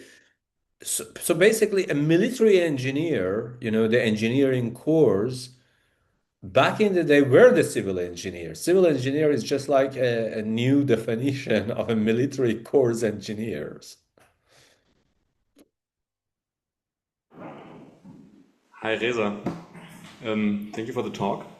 Absolutely. I have a question that maybe leads back to more of the technical details of this motion of the detour. Because what interests me about it is that when taking a detour and then leaving a trace of the development of the theory to preserve the original goal, and at the same time to think about ontological questions also in this like institutional term as like a result of a something that I would like describe as maybe like an institutional process, then how can the history of detours prevent itself from turning into something that, in lack of a better word, would be like a scholastic endeavor of revision of a history of a self-developing corpus of literature? I mean, the idea is that it has to be prevented that it turns into some kind of religious text by turning itself into unquestionable, authoritative, ontological view. But then, if this is prevented, then how can it be at the same time prevented to turn into like into a virtually infinite process of deliberation? That's a very good question, a very difficult question. Well, I mean, yes, that danger is absolutely, as you say, is there. It would be, just like a holy book. People want to repair it by any means possible. These are called heresies, right? But I think that there is a different way that instead of revision, we think about repairability. When we talk, and particularly repairability, not around a canonical problem, but around a model that was already, because a detour is a model, essentially. Yeah, a model that has a certain sort of compression, yeah, sacrifice and trim certain sort of data, and you should explicitly, if it is a good model, should state its what you might call its descriptive theoretical status such that we know exactly what it idealized and by what costs, and what are its fidelity criteria to its target system.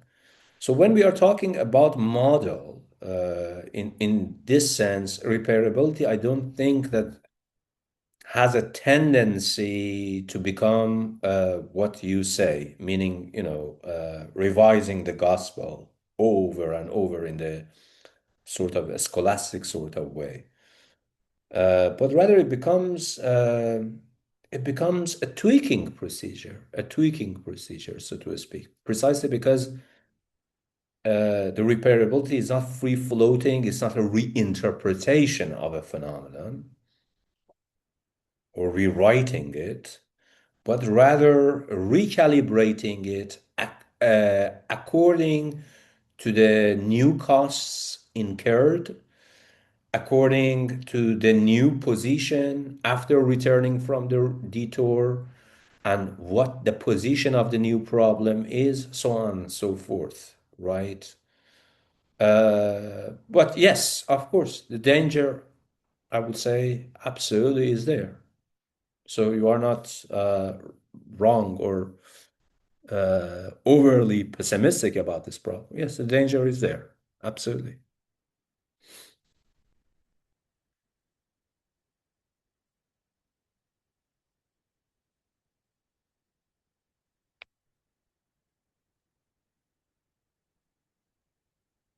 Okay, we So have do another we have question from Vienna. Video on off. Yeah, it can be on this one. Hi, thank you so much for your talk, Reza. It was very enlightening. Thank you so much. I thought that maybe I would bring here a discussion we had a couple of weeks ago in Vienna Circle 2.0. Because of course you talked about, really preserving these traces, leaving some part of the structure intact so that it preserves its functionality.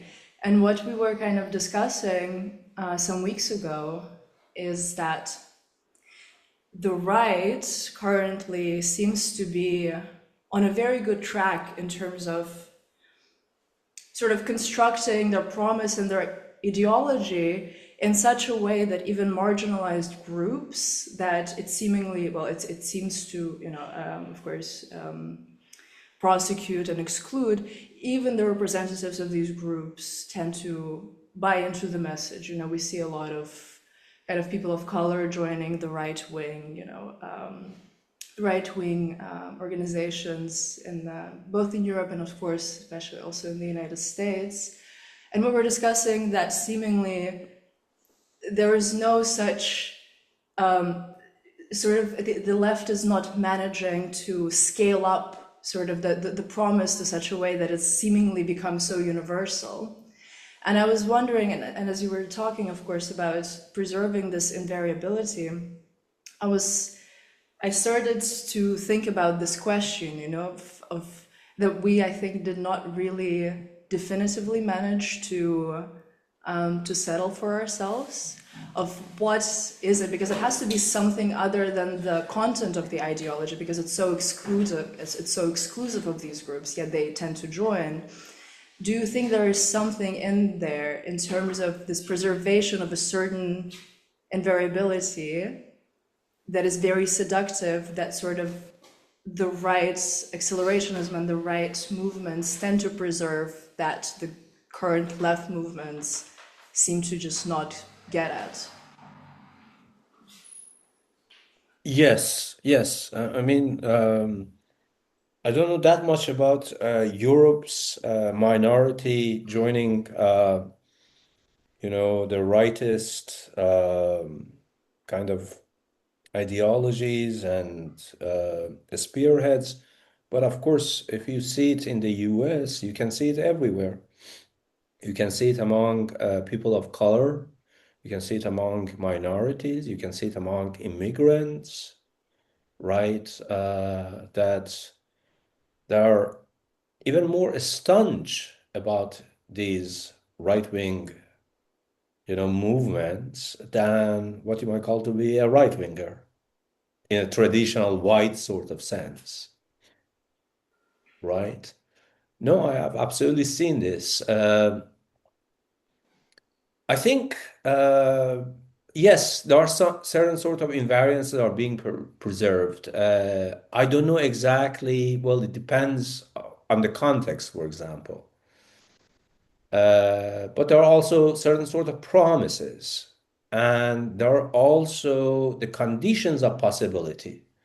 Meaning, when I say conditions of possibility, that there are essentially, as I said, right-wing accelerationism, right accelerationism, great at social engineering.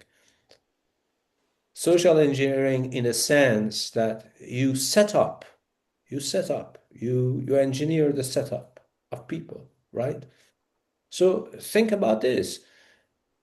A system that has utterly disfranchised certain sort of minority groups, but now creates a kind of pseudo-universalist, a slogan for them. Of course, those disfranchised people will come and join them, right?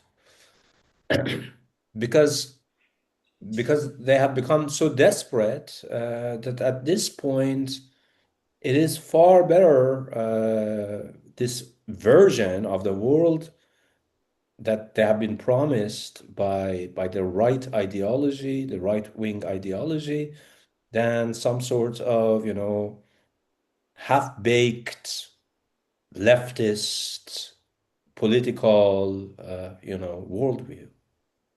We should completely understand this, and I think it's going to get worse. But there is something else that I didn't want to talk about this because I don't want to come off as utterly pessimistic about all of these stuff that I talked today. And that's, I think, strangely, the Gustavian worldview has won. It failed back then, precisely because he tried to, revision or revise that sort of revolutionary grammar by administrating to humans. Humans, as we know, are not really great at following disciplines in the Gustavian sense. But imagine that, as I said at the beginning, if he had lived through the modern age computers, he would have relegated the issue to the computers and wouldn't even have touched the humans, so that poor Gastev is now being, castigated for enslaving humans by the machinic dominance. No, it would be just a version of Landian capitalism, which is, as we have seen, it is at a very specific rate, alarmingly so, is spreading across the globe. And right now, there is nothing that left can do about it. My apologies, they can bitch about it, but they cannot do anything about it. And that is the whole thing, I would say, that really shows that some of these problems that happened at the beginning of the Bolshevik Revolution were transferred historically within capitalism, within other sorts of problems, revolutionary struggles across the globe. And none of them were learned, actually, totally, to be rectified. Precisely, there is this philosopher and translator in Iran called Murad Farhadpur. He really genuinely thinks the Iranian Revolution of 1979 is a true child of the Bolshevik Revolution, which I completely agree with. And look what happened.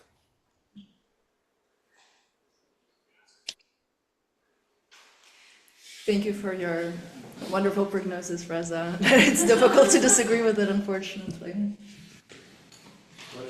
Well, do we have questions in the chat? Because otherwise I might have a question. Hello. So, Hello, my sir. question is, hello, sir. I'm specifically referring to the slide 5. I don't know if you still have your presentation open somewhere around you, but Yes, I think it would be very what is the title? with the What's the deep title? object in the center and then design space in the metabolic floor, metabolism below. Yes. Which is a folded paper. Which is a folded paper. Oh, only now I realized. Yes. Yes, I also have a copy of the presentation here on my tablet. But apparently, okay, I'd like to bring the discussion on some rather meta level. So if we consider the whole Bogdanovian legacy as a deep object in itself, I mean, it's been 100 years since it's published, so many commentaries, right? So Absolutely. in itself, Bogdanov Tektology already acquired this certain status of a very deep object with so many references made towards it. You listed them in the beginning of your presentation. SCP, Mackenzie work, well, now you.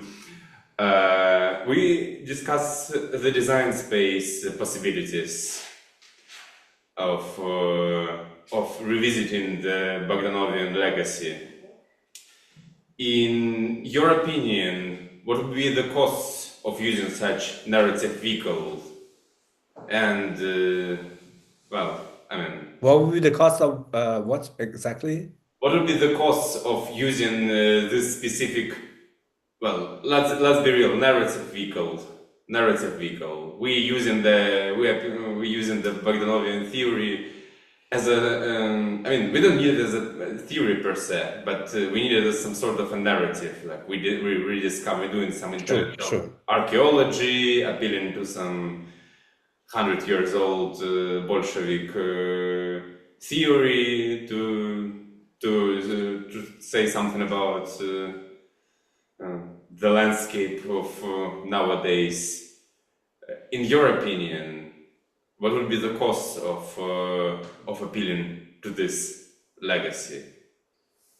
I hope I made it clear. As in, if I'm not mistaken, you are asking if we were to resurrect Bogdanov at this point, Yes. what would be the planetary cost of this?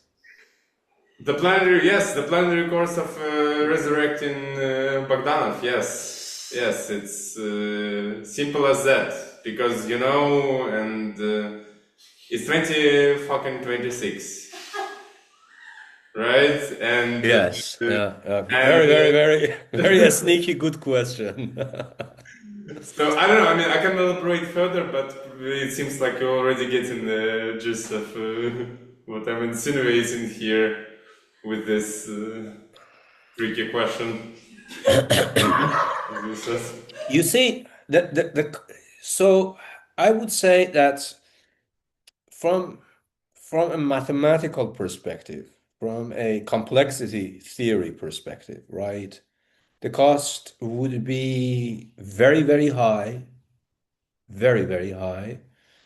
That it might actually look that we are better off with, this Gustavian Landian sort of paradigm, and maybe we shouldn't actually touch Bogdanov at this point.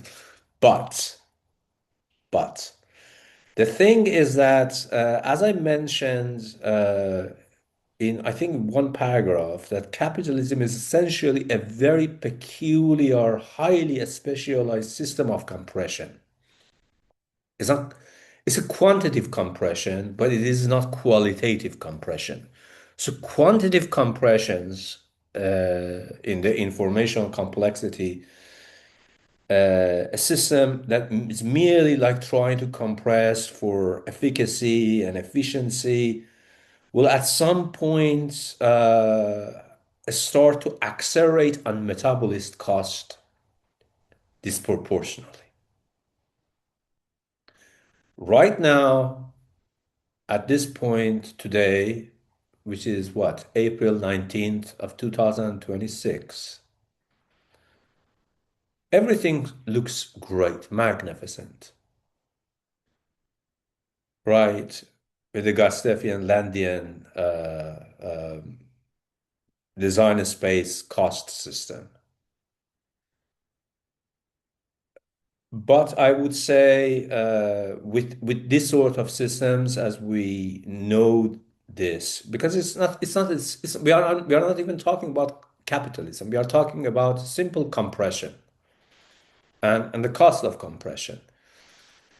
This is going to be massive, disproportionately so massive that then, as we talked about this, maybe not next generation, maybe not even generation afterwards, but 3 generations after us are going to be so much in trouble.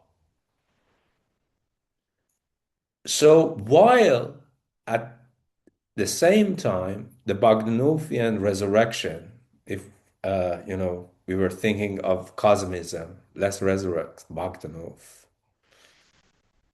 and bring him back to life today. Yeah, it takes a massive amount of cost that on the surface view, it seems that there is no justification for it. But if humanity is about next generations and not us here and now, the cost that we are going to pay today is far better than the cost that they are going to pay in the future.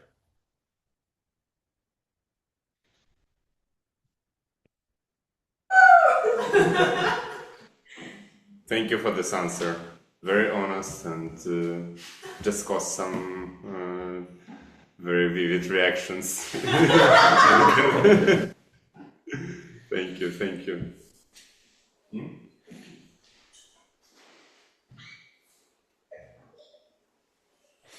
Anybody else?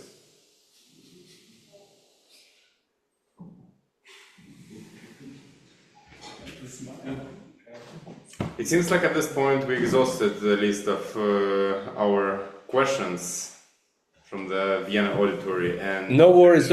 I can actually send in Telegram to the comrades the Vienna Circle version to the text. So any questions, magnificent. I will respond accordingly. then all we have left is to thank you, Reza, for this.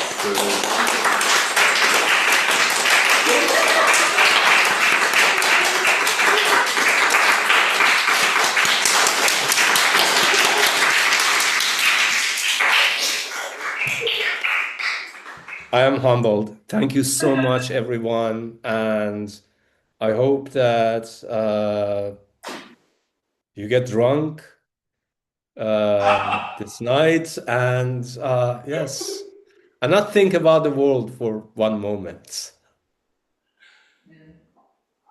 Tomorrow is Monday. Yes. We'll get back. Inevitably. That's exactly what I said it. Thank you, Reza. Love you all, and please do take care. Love you. Ciao. Ciao, ciao. Thank you, Professor Reza. I'm going to stop the recording right now. We are very grateful for your participation here today. We would like to thank you. Thank you. Thank you so much. Thank you. Goodbye and good night. Ciao, ciao.